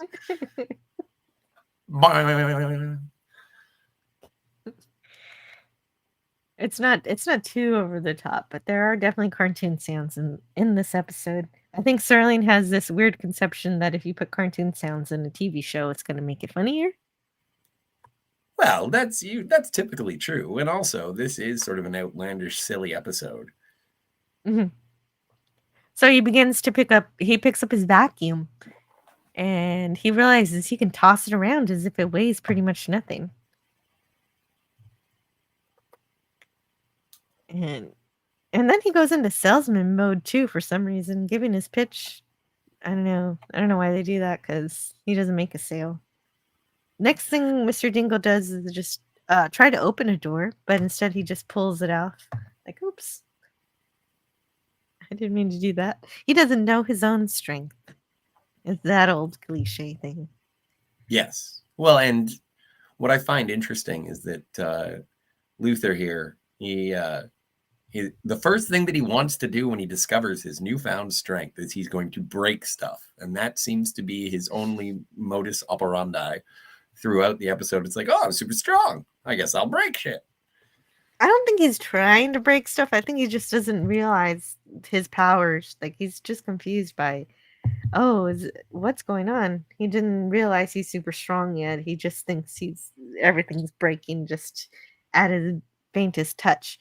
Because he can't control his own strength because he doesn't realize it exists. Oh, there was one point where Joseph takes a shot and throws it in the air, but it doesn't break. You can hear thud in the background, and so it's made of pretty good glass. So then we cut to some kids playing in the street, and there's a little kid who's upset at seeing Mr. Dingle because he's one of those annoying door-to-door salesmen, and he says that if my dad sees you, he's gonna punch you again. And then the kid knocks Mr. Dingle's hat off with his football. And well, and Mr. that's Dingle, also, yeah. like, if he's not a very successful door-to-door salesman, and he's like, does that mean he has to travel from town to town? He seems to be fairly established in whatever town this is. But at a certain point, when you're a door-to-door salesman, haven't you been to all of the doors? Yeah, and then you guess you have to start over. Like, I've seen you before. I already told you no, but I mean, what are you gonna do? You gotta try, or else you starve. Yeah, I guess it would make sense that he runs out of customers. I don't know. Miss Mr. Dingle chastises the boy for being rude, but the kid doesn't care. Ah, go peddle your vacuum cleaners, you creep, and throw me my ball back. And they keep. I don't know what I thought it was gonna be important that they kept cutting to this man painting a house, but he's just there to comically fall off his ladder several times. Yes. And so Mr. Dingle obliges. He's trying to do a soft, underhanded throw, and instead, though, the ball flies up and over all the way over the church and into somebody's house where it crashes through a door. And that poor guy needs a new door. That is the And legacy of Mr. Dingle. New doors for everyone. Yeah, new doors, new walls, New tables, new chairs. new car handles, which we'll get to in a minute. Right, there it is. And the kids are fascinated with Mr. Dingle. How'd you make that throw? So he's confused by this. He doesn't know how it happened either. So he has to apologize, but then he acts while doing so. He also accidentally lifts the car up. He has to put that down. And for this one, we get a cartoon slide whistle sound. Oh no! I should have collected these cartoon sounds because these are available everywhere. Everybody uses these things. Maybe next time there's a cartoon sounds in a Twilight Zone episode, I'll collect them. Thank heavens. I'll get some buttons of my own. And so now we see a lady in the park with her pram and her baby. Ostensibly, there's a baby in there we don't see. Or, some ladies push around their dog, but I think it's probably a baby. And Mr. Dingle says, I don't want you to think I'm a masher, which is, I guess, a very old-fashioned term for a man who makes advances, especially to women he doesn't know, with a view to physical intimacy. That's the definition I found.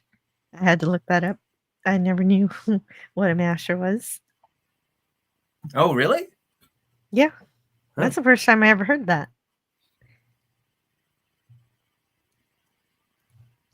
That's some advice I give my ex-wife. Just smile and nod. Yeah, just smile and nod. How old do you think those kids on the street are today? I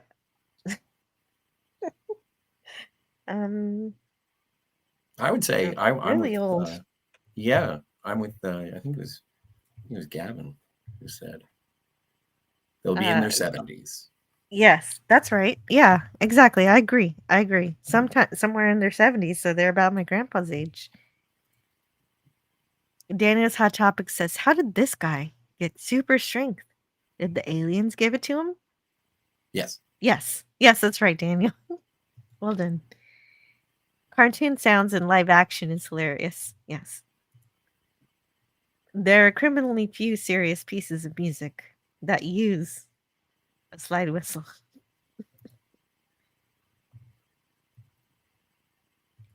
And so Mr. Dingle asks her if he seems abnormal, and she says, not at all, not unless you plan to use that in the park, referring to his vacuum cleaner, which is a cute joke. Yes. And he tells this lady, he tells this lady that he used to be he was a terrible salesman.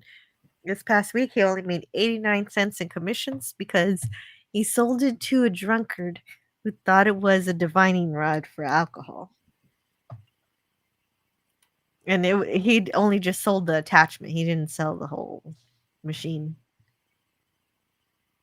Oh, right. And yes. The mother is very amused by this, but she's not amused when he explains that his biggest worry is this, but he doesn't tell her. He shows her, and he lifts up the entire park bench with her on it. And she's pretty upset. Oh, she's screaming. Yeah, she is screaming. And these various strongman tricks that Dingle performs in this episode were created by engineered by special effects man Virgil Beck. So Virgil Beck helped with this, with all the strongman effects, according to the companion by Mark Scott Secree. And he sets her down pretty gently. Then he continues his demonstration by breaking apart a rock. See?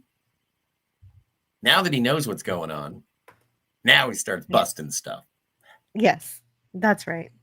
Yeah, and then he breaks apart a statue also. He breaks it apart from its base and lifts it up, just like the statue is lifting up whatever the statue is holding. And of course we get the cameraman taking a picture. Since we have the cameraman's name, we can see what it is. It is Bob Duggan. Dugan. Yeah, Bob Duggan. That's his name. And that statue is also in other episodes like No Time Like the Past, Mute, A Stop at Willoughby, and I Sing the Body Electric. So far, I've only seen one of those in these reviews. And that'll be The Stop at Willoughby. But it is interesting, though, that he can lift the statue up. It must be made of something really strong because it doesn't break apart at the stress of being held like this. And so then it could be like full copper probably. And Mr. Dingle is put in the paper and he's called Hercules and the 20th century Samson. But he doesn't manage to make it to bed without breaking it. So that's lucky for him. That's something. Yeah. He seems pretty happy sleeping. But his alarm clock wakes him up at 6:30 and he destroys his alarm clock.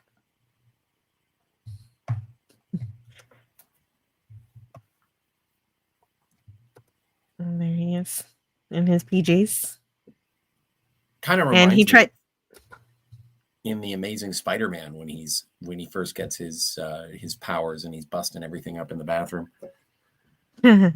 Oh yeah, and then getting the web stuck everywhere. Yeah. Like, what is this? This is just getting sticky.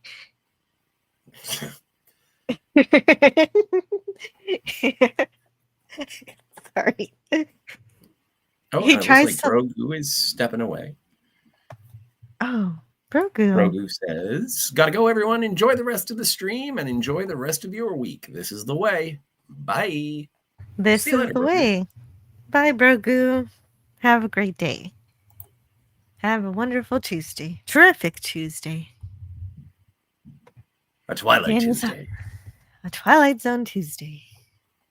Ooh. But hopefully the good Twilight Zones where there's a happy ending. Daniel's Hot Topic says Superman is way more powerful than Hercules. Yes, and way more powerful than this guy too. But Superman knows how to control his own strength. Gavin Blackburn says Superman straightened the Leaning Tower of Pisa. Yeah. I think he didn't know that was, yeah, he shouldn't have done that. I think that was adorable. It's Courtney's Fellowship of Oddballs is here. Hello. Hello. Great to see you. So he's looking for muscles in his arm, but have not noticed any that have grown. He doesn't understand how he's so strong, but he is.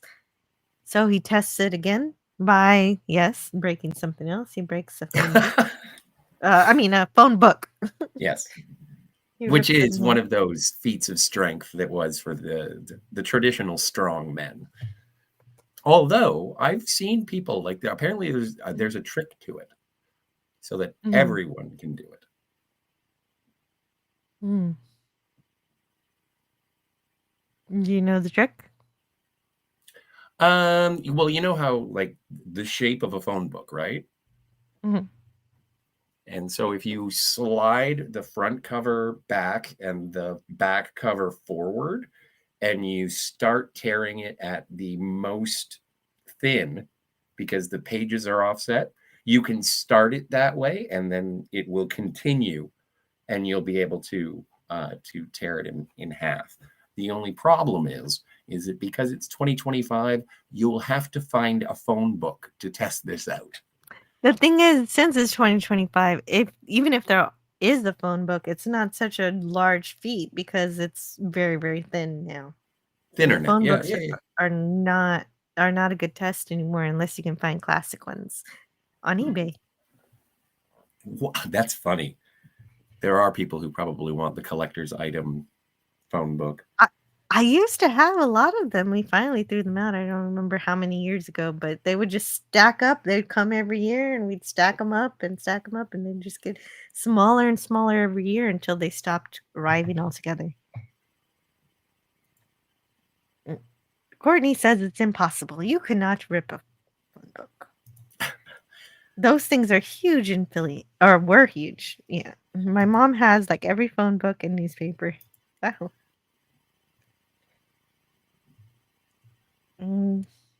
I just So- like sitting back on a Saturday night and pouring myself a chamomile tea, and I just read the phone book. How else are you going to make prank calls? Yeah. Phone books were big and neat. The carnival wants him. Television wants him. The World Fighting Championship agents want him. And then UFC. another television company arrives, and it's Jason Abernathy. And he wants an interview. He's getting it. And he asks Mr. Dingle to give examples of his strength. But I do like that even though he's strong and he can do what he wants, he respects the bartender and asks him, "Hey, may I destroy some of your bar?" He's like, "Yeah, I got the money. Yeah, I thought that was I'm getting a little much. Yeah. Okay, so this character Abernathy was lifted from an unsold script Serling wrote years before, titled "You Be the Bad Guy." And it's about a private eye named Dan Shevlin who had to resort to devious means to solve a case. Along the way, he meets a man named Abernathy. And the name of Dingle was Serling's initial choice for the main protagonist, and Mr. Denton on Doomsday. So, remember when phone books were chained inside phone booths so nobody would steal them? Wild. These were the days before Gamer Girls and Comic Con. Oh, Gamer Girls. What? I've been playing games for a long time. It's Courtney, Fellowship of Oddballs says, "Hi, Entropy. Hi, Pete. And before Nintendo, how did those poor kids live without Nintendo? They had well, Pong. wait. Yeah, I was going to say that, but in the 60s, they didn't even have Pong. They had pinball machines. Yeah. You owe me a case of Coke. Okay, sounds good. I'm going to name my next puppy Abernathy. I think. That's such a cute name for a puppy. Like, for a person, I'm like, whatever. But for a puppy, I like it. I had an Intellivision. I like the one where it's just basically Pong, but you put different overlays on your TV and you pretend it's a different game. Oh, yeah. Those were interesting. A friend of mine had Intellivision. Those were interesting as well. Actually, I always liked the ColecoVision for some reason. That's an interesting question from Daniel's Hot Topics. What would you guys do if you woke up in the 1950s tomorrow? What would you think and do? Wow. Come back to the present because I don't have a whole lot of options in the 50s. Oh, I would flourish. I would thrive. I would be bored. Actually, I probably wouldn't be bored. You know what? If I woke up in the 50s, my first order of business, and it would be difficult, is I would have to get a job, because even if I had money in my pocket, it all says that it was printed in the 21st century. So that's going to look counterfeit. Yeah, exactly. But yeah. And then I would probably end up having to use my limited knowledge of the past or the future of the past to try and acquire some of that. But again, I'd have to start off with currency at a soup Yeah, kitchen. hoard some gold. Hoard gold. That's going to go up in price. Yeah, but I don't think that, it's saying that if you wake up in 1950 and it's like, what would you do? I would hoard gold. Well, everybody in the 1950s is trying to hoard gold. Yeah, but when everybody else gives theirs up, when the dollar loses the gold standard, you keep yours. Oh, so That would be the you'd still difference. you'd have to start off with like a I don't know, work at a car wash or something. Be a gas station attendant. I guess that would be fine. But like when you think about, the sort of the Gray's Sports Almanac, I don't have a memory of any of the sporting events to be able to bet on. I'd have to, I think it would be more difficult, but more fun. Well, but Daniel's talking about in real life. So if you do go back in time in real life, it's likely a different time. It's likely a different time period anyway. So all your guesses on what you think the past is may not actually be the future. Oh, that's true. Because So my maybe I'm presence, hoarding gold, but it's not so valuable in this timeline for some reason. Yeah.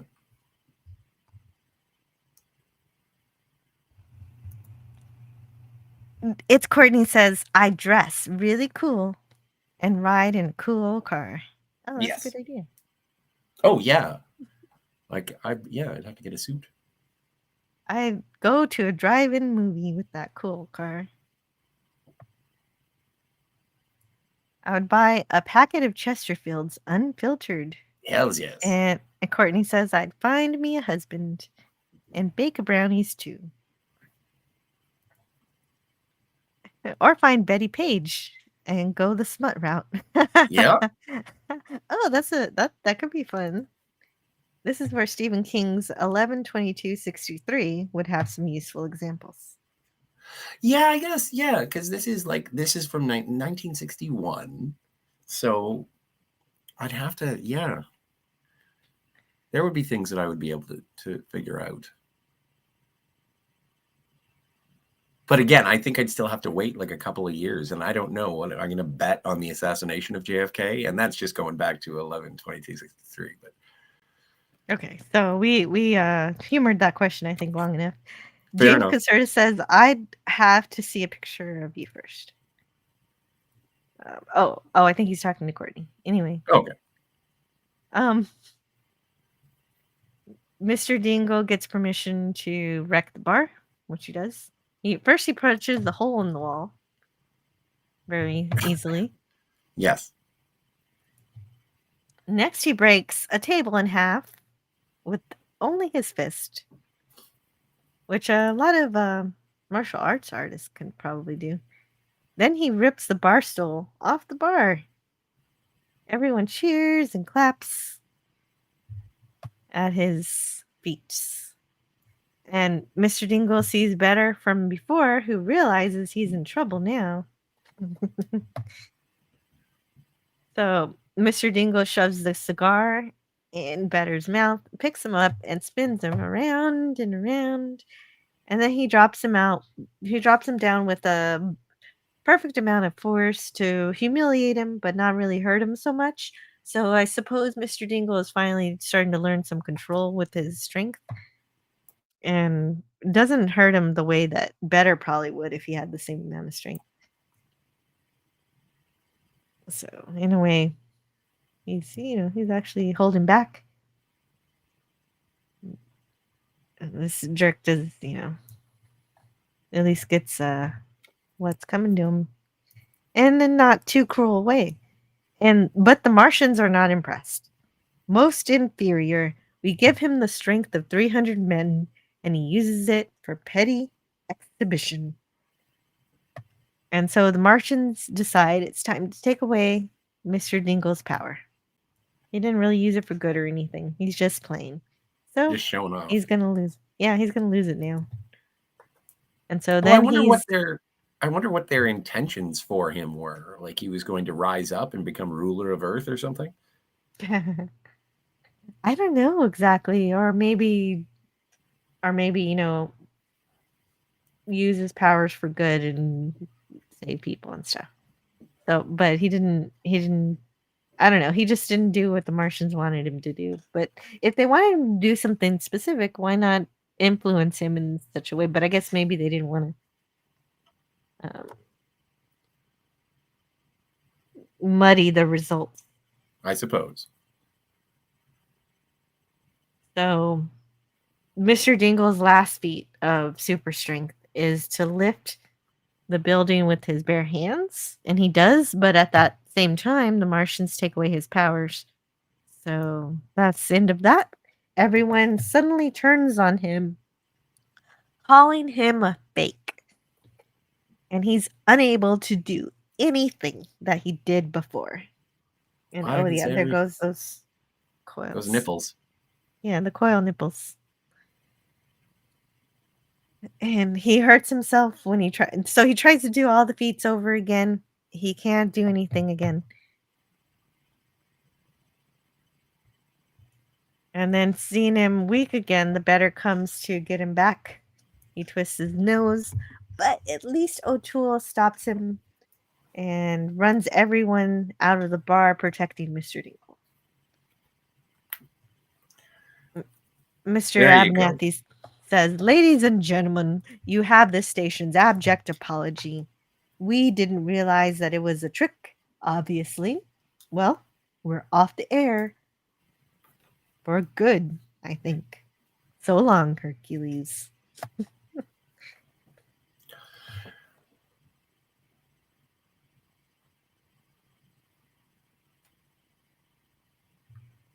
I do enjoy. Again, this is sort of a trite episode, just showcasing our stars of Burgess Meredith and Don Rickles. But I love how they just wheel in a studio camera, and when Mr. Abernathy is there and he's holding his microphone, like the wire is still coiled and it's not connected to anything, and they show that again as he leaves. It's like you didn't even plug it in. What's going on? I was disturbed by that too, but I was just okay. Maybe just he unplugged it really fast. Well, and also there are aliens giving away two-headed aliens giving away super strength to people while maintaining invisibility. So maybe the technical aspects of the audio equipment should be lower on my list of things. No, I've noticed it too, and I was disturbed by that fact that Okay. his cords were not attached to anything. That's not how any of this works in the 60s. Okay, so Pete had in television. So let's see. No People one do said stuff. Atari. Who didn't have an Atari? Oh, I yeah. had an Atari. Well, I didn't have an Atari, but my mother did.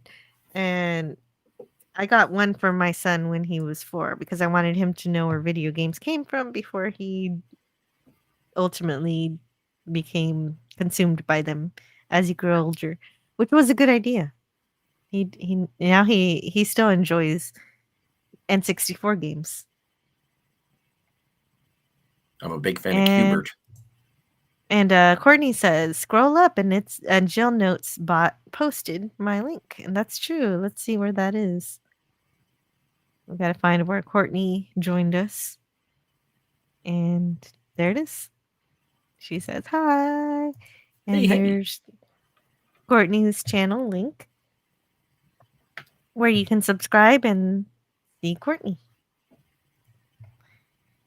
Very cool. That's who that is. Don Rickles. Yes, that's right. The Betor. Yeah. Courtney had a Commodore 64. Awesome. And Daniel says Atari came out in the 70s.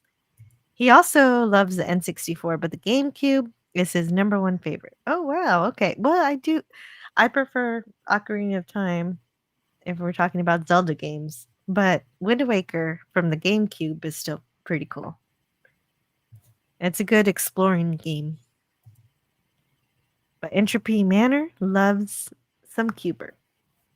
Awesome. Hmm. I think he has a potty mouth. He But does. we never It's know. great. James Caserta says, I wouldn't want someone who would have me as husband.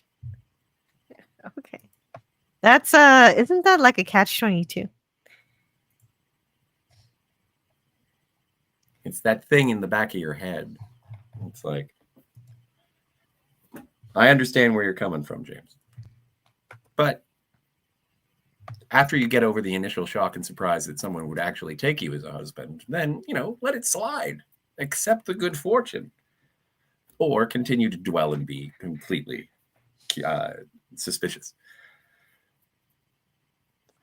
So other aliens arrive from Venus. So now we get new aliens with these antennae from Venus.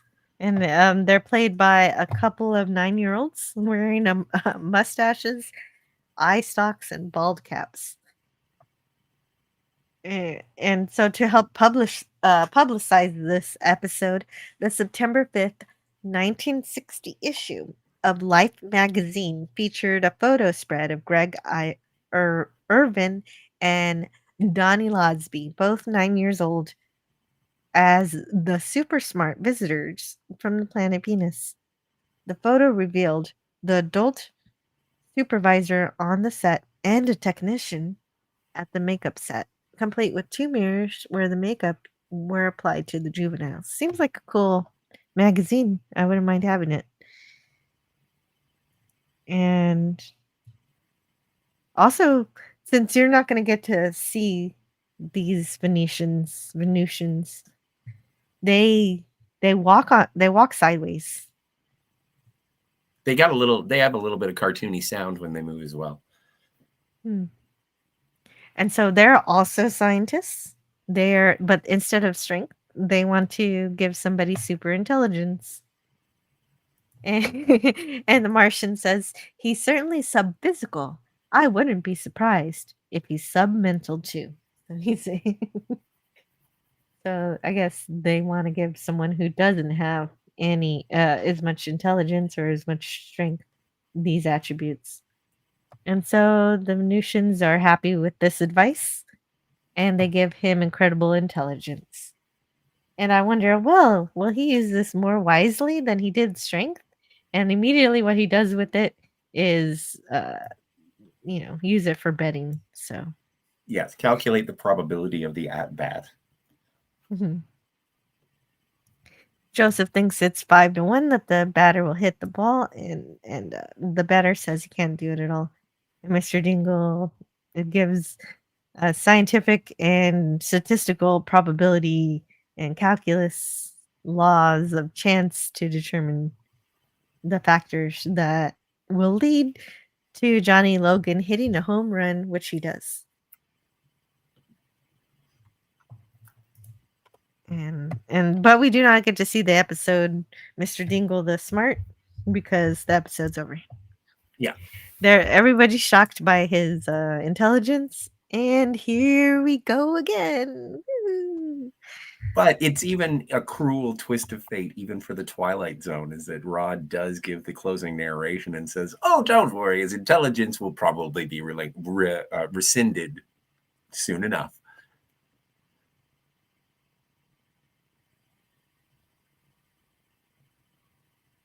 Which I think is kind of mean.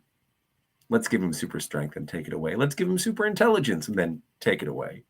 His misery entertains us.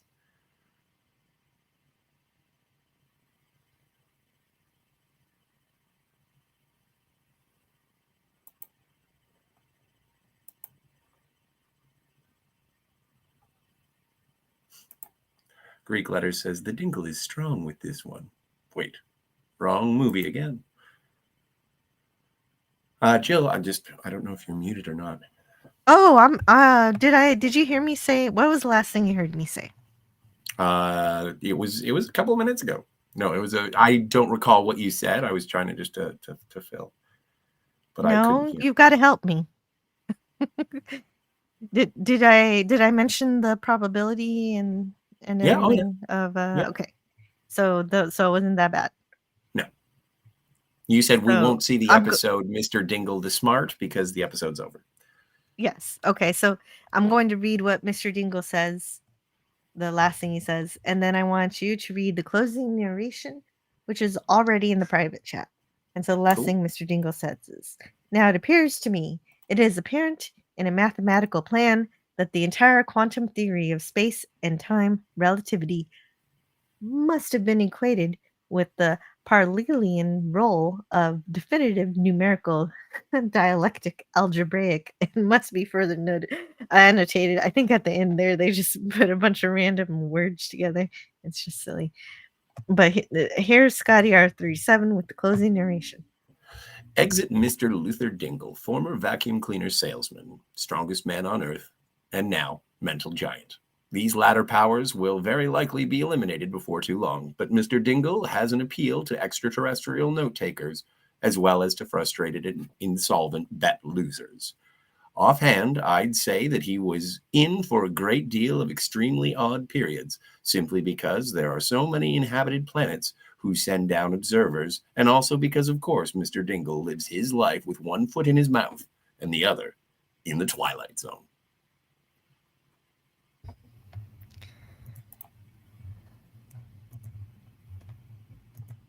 Oops, hold on. No, it's no big. I want to change. There you go. So also we have previews for next week's story. Before I get to the chat, I want to read these. So, well, wait a minute. There's only one of them. For some reason, I couldn't find the second one. So we got a preview for next week's story that's missing. The preview for the Prime Mover is missing. I had it in my notes to go looking for it, but I forgot. Sorry. But here's the preview for Static. Items of consequence. A radio, a carryover from that other era, when quiz shows only went up to $64 and entertainment was aimed only at the ears. Mr. Charles Beaumont has given us a most unusual story called Static. We invite you to watch Mr. Dean Jagger Biddle with a couple of these knobs, change a few stations, and find a couple of programs that are broadcast only in the Twilight Zone. And that's what's coming up next time on the Hooray. Twilight Zone. And Greek letters Larson said, "We heard you swear, Jill. No, that must have been an illusion." No, I guess it does happen every now and then. Tell Gorilla about it. I don't remember. Daniel's Hot Topic says, before you break a board, brick, or table with your fist, you got to shout, "Hi!" True story. Daniel, the hospitals still do nothing. Oh. Congenital twin Martians. How unique. Yeah, it was very strange. Sigvaldison says, would need to make him impervious to damage then. Yeah, I'm trying to think because Rickles would have punched him, but I don't think Rickles did punch him, so we didn't get to see the response. No, he wanted to, but O'Toole stopped him. Yes. The glove cleaner said, who would have thought Mr. Dingle would be an exhibitionist? I don't know. Yeah.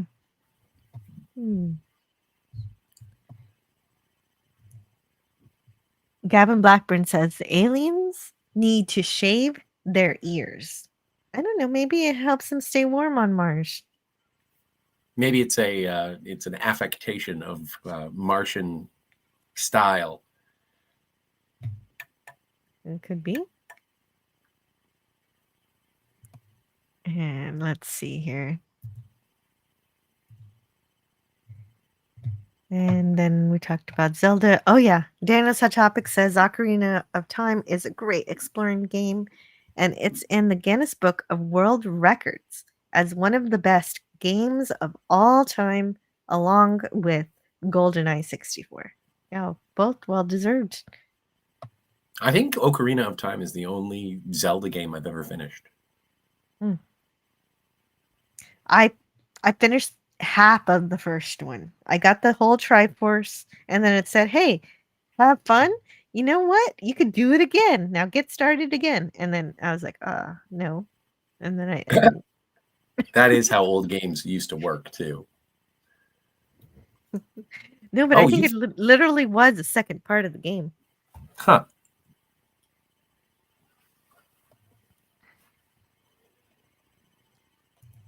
From the planet Mariachi. Because of the mustaches, I'm assuming. Oh, okay. Kill! But I feel like celebrating. I don't. This was also the era before lazy eyes. No one back in the 50s had lazy eyes. I don't know if that's quite true, Mr. Daniel. I'm thinking of Jack Elam. Have lazy eye in the 50s? Yeah, it's 60s at least, because he was in, yeah. I think Daniel keeps thinking this is the 50s. Yeah, this is 1961. You get thrown off by the black and white cinematography. Yeah, that's okay. He's close enough. Yeah, it's true. Gavin Blackburn said the eye storks look like them old-fashioned showers you push fit on taps.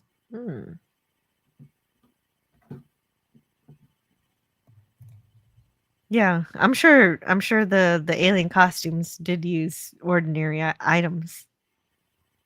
Greek Letters Larson says, "Do they have Venice in Venus? I don't know. I mean, if I went to Venus right now, it would crush and kill me instantly, and everything would melt." It's Courtney Fellowship of Oddballs says, "I walk sideways, so you must be Venusian." Well, maybe Courtney is from Venus. It seems like they're walking kind of like crabs. My little Shih Tzu runs sideways sometimes. Oh, that sounds adorable. The Dingle is strong with this one. Wait, wrong movie again. Oh yeah, Scotty read that. And I read that. What? Is it Scotty R37 or Scotty R37? 37. Yes, it's 37. Although he doesn't complain when people say 37 all Not the time. really. Greek Letters says, "Okay, show's over, folks. Tune in next week for a special live stream where Mr. Dingle finds his berries and gets his dinkleberries." What? Oh, delightful. I don't know if I understand, but okay. James Caserta says, "Joe and Scotty are joined at the hip too." Well, we're a good team. Yeah. Daniel says the black and white 50s universe is in many ways more fun than the color universe. They have more fun alien races. Compare the William Hartnell and Patrick Troughton Doctor Who universe against the others. Well, but it also really depends on the medium in which you're filming. Like, and with Hartnell and Troughton and whatnot, a lot of that, again, I think they were still doing stuff on video. I love like on film cinematography from a black and white era, and it's difficult nowadays for people to sort of frame shots and compose their images. But yeah, I love black and white cinematography. So I think it's lovely. Gavin Blackburn says Venus crushed 2 Russian spaceships, so it would make short work of a person. Yes. Yeah. James Caserta says Mars is heaven. What is up? Avon. Okay. And that is the chat. Thank you guys for coming on to talk about the Twilight Zone with me. Yay! Yeah. I'm gonna play. We want to see the dinosaur one more time. Yes. Right.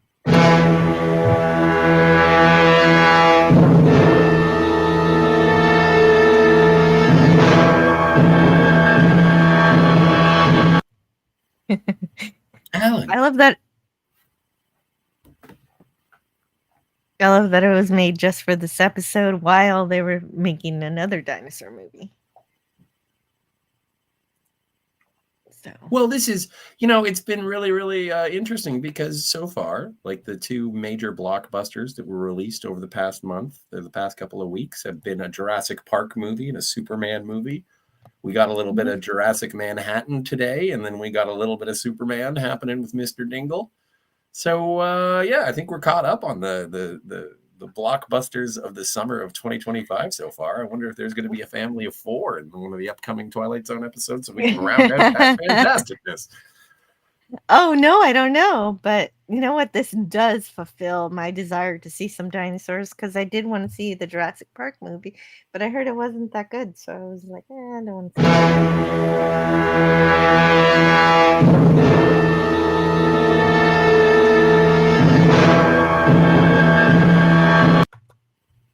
it.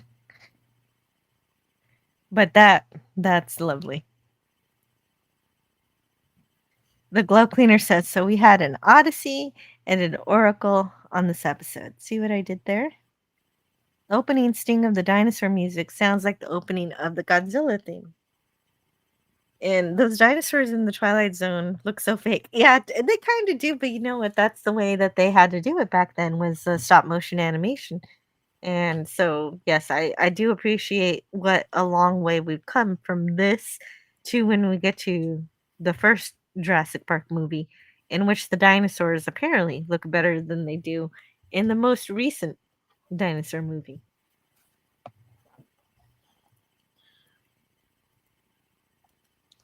And oh, I wanted to do one more thing. There's another episode preview for the Prime Mover was missing. I just want to look to see if I can find it. Prime Mover preview.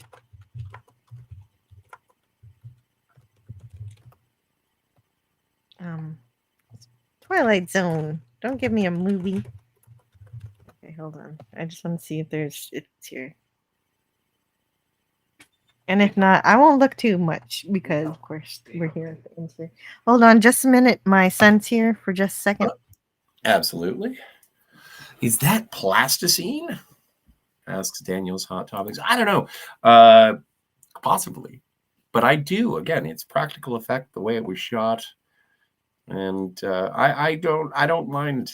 You look at stuff like Ray Harryhausen, and does it look fake? Well, it is an excellent representation of fictional beasts. I enjoy it. I am not so taken out of it. James Caserta says Gilosaur and Scott Ceratops. I like it. We will be in our paddocks.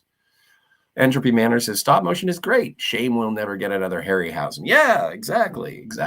Like the effort and work that goes into it. I'm a fan of CGI, but not when it's, I don't know. My dad has a big thing about watching CGI movies, and then he's over the years he got really, really upset with it, and he's like, it's just a cartoon. And now he's relaxed. He's mellowed a little bit. Daniel's Hot Topic says, we came a long way and I am happy to be in 2025. I don't know. Sometimes I wish that I could have existed at a time where if you wanted to speak to someone, you spoke to them. Weren't so bogged down with the internet. I think social media is both a blessing and a curse. So I don't know. I would still like the idea of waking up in 1960, but I don't know how well I would do. Simply because of I would have my prosthetic memory stripped from me. I wouldn't be able to have easy access to information. Sigvaldison says, thanks to Jill and Scotty for a nice show today. Hope you all have a nice day. Drink 3 to 4 liters of fluid daily and avoid kidney stones. Don't be me. That's good advice. That is good advice. Does PBR Yes, count? drink. No, water. Water is what Well- Sigvaldison wants you to drink. PBR is kind of water. But you said you'd have your prosthetic memory ripped from you, Scotty. You'd still have it. But you'd have to go to the library. Oh, that's true. Yeah. We're a quarter away through the century already. Wow.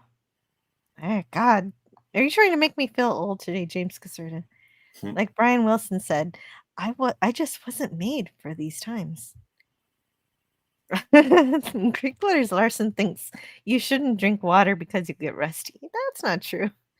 That's why vodka was invented. Protect your kidneys and have a good time. Yeah.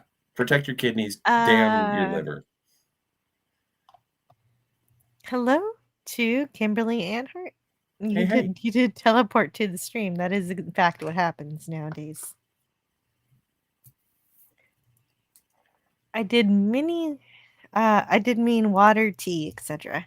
Not booze or white lightning. That moonshine might melt your stones while it is melting the rest of your internals. Jill is over a quarter of a century old. Yeah, well, even a little more than that. Daniel's Hot Topic says, I wish I drank more water growing up and ate more veggies. Well, it's never too late to improve your physical state. You don't have to be like Mr. Dingle. You can go strengthen yourself. Gavin Blackburn says, I don't want to go to the library. What if you drop your glasses? Oh, no. Hold on. I am wanted. Oh, yeah. Yes. I don't know if we get another appearance by Burgess Meredith. But I hope we do. We still have co-stars and guest stars, an embarrassment of riches in the Twilight Zone. Still looking forward to Terror at 20,000 feet. Really looking forward to that. Don't know when it's going to come up, though. I think not until season 3, maybe even later. But it is something to look forward to.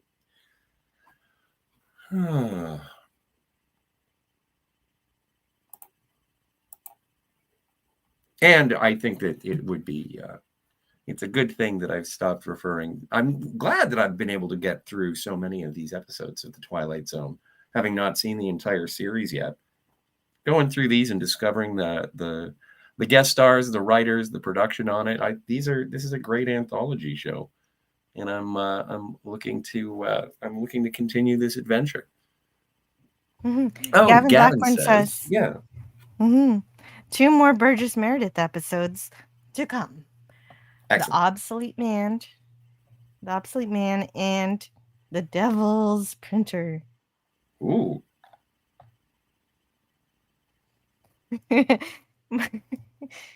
James Kisser thinks my daughter came in to say, Mommy, please stop talking to strange people on the computer. That's funny. But also probably true. But I think that's all we have to share with you guys today. I think we did a pretty good job talking about the episodes, and I can't wait to see you guys again. I can't find the Prime Mover preview. I wanted to find it, but I can't see him. Ace, a compulsive gambler and diner owner. I'm not going to read that because that doesn't look like the official preview. So it's going to be more gambling. Can't wait. And we'll see. We'll see what happens with that. Whee! Great stream. Oh yeah, you said the magic words. So I'll play this. The Golden Man. You must be mistaken, sir. The gentleman and I have never met. Whee! And just because it is sitting right there next to the video. Spot. I am very happy to see you, Spot. Oh, before we go, we've got a poll. Oh, that's true. So, yeah, we do have a poll. I don't understand these changes. What happens if I click this button? Stop screen. The StreamYard was updated to be uglier. So I'm just trying to remember how to do this. Well, I mean, I don't know why they did that. They're like, oh, let's not make it easy to understand. Let's just put icons. Yuck. Yucky. Okay. Let's share this tab. And we've got a winner. I'll take it. Odyssey of Flight 33 is the winner of this poll today with 15 votes. And well deserved. So well done, especially with the dialogue, a very realistic dialogue between the flight crew. And good work from the stewardesses keeping the passengers in order, because if the passengers were not in order, the cockpit would have known about it. And so they did a stellar job. And then Mr. Dingle the Strong gets 33%. James Caserta says Dingle is better. I like Mr. Dingle. He's kind of interesting, but he's also kind of shallow. The Martians weren't wrong. Like, oh, look at him, he's weak, he's a coward. And then the other Venetians are like, oh, well, he's stupid. And so they all want to give him these attributes he doesn't have. I don't know. I need to see more of Mr. Dingle to figure out if I even like him. So far, he's just he's a dingleberry. He's kind of a bum. And I'm gonna end poll right here. There we are. Poll ended. This was the era of the Vietnam War and the American awesome protests. And okay, so yeah, and that's actually why science fiction is used as a way to talk about stuff without actually talking about it directly. I miss being creative like that when things were talked about in a roundabout way rather than just straight up hitting you over the head with your preachy ways. Yeah. No contest in this poll for me. Yeah, and not to a lot of people either. Bot is a great cat. I hope he's alive. Well, Daniel. Poor Daniel. You do know cats live 10 to 20 years, right? Oh, yeah. And Next Generation just had its 30th anniversary, so you do the math. But 9 lives. 9 lives. Cats have 9 lives. Okay. You're protecting Daniel's heart too much. We got to go. Okay. The Odyssey of Flight 33 lacked a slide whistle. Yeah, it did. You had a brontosaurus, though. It did. It had a brontosaurus, which I can't stop showing off. I need that clip for everyday life. But before I work on my clips, I'll have to say goodbye to you guys. And you actually might see me later today, maybe not. We'll see what happens. But for sure, you'll see me Friday. We'll talk about Ex Machina with the fabulous retro nerd girl, and we'll see what we can do about that. And Scotty, are you doing anything else this week besides Ex Machina with me? I'm not 100% sure yet. We're still looking into it. I'm supposed to go see a movie. I don't know if I'm going to be able to make it. I know that Cinema Gulp is now on every other week schedule. So there's no Cinema Gulp this week, but there will be next week. So I'm a kite in the wind this week. Ooh. Well, hopefully you don't meet any power lines. Thank you. I appreciate that. The Odyssey, oh yeah. And well, actually, I do remember Brent Spiner saying he was talking about the mini cats that were used during TNG, and he said, God rest their souls. Yes, that would be accurate. Bye, Jill and Scotty R37. Goodbye. Bye, everyone. Thank you for hanging out. That's all for this time in the Twilight Zone. Thanks for being amazing and awesome in the chat and adding so much cool stuff to the conversation. I hope to see you next Tuesday in the Twilight Zone. Yay.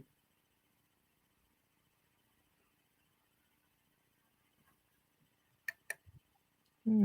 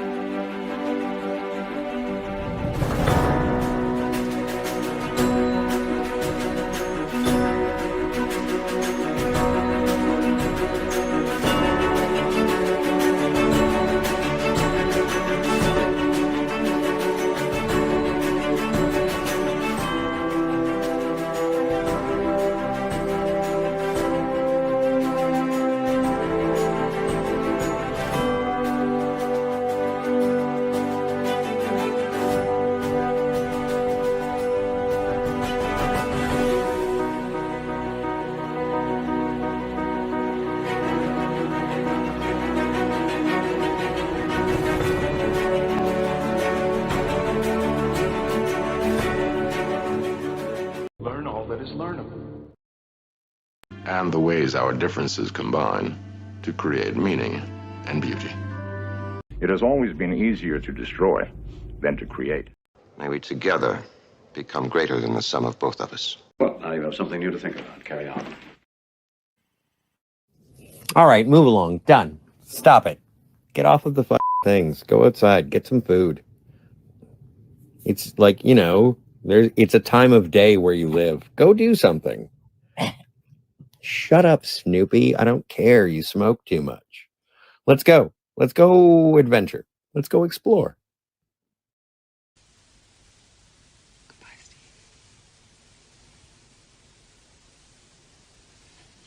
Emma.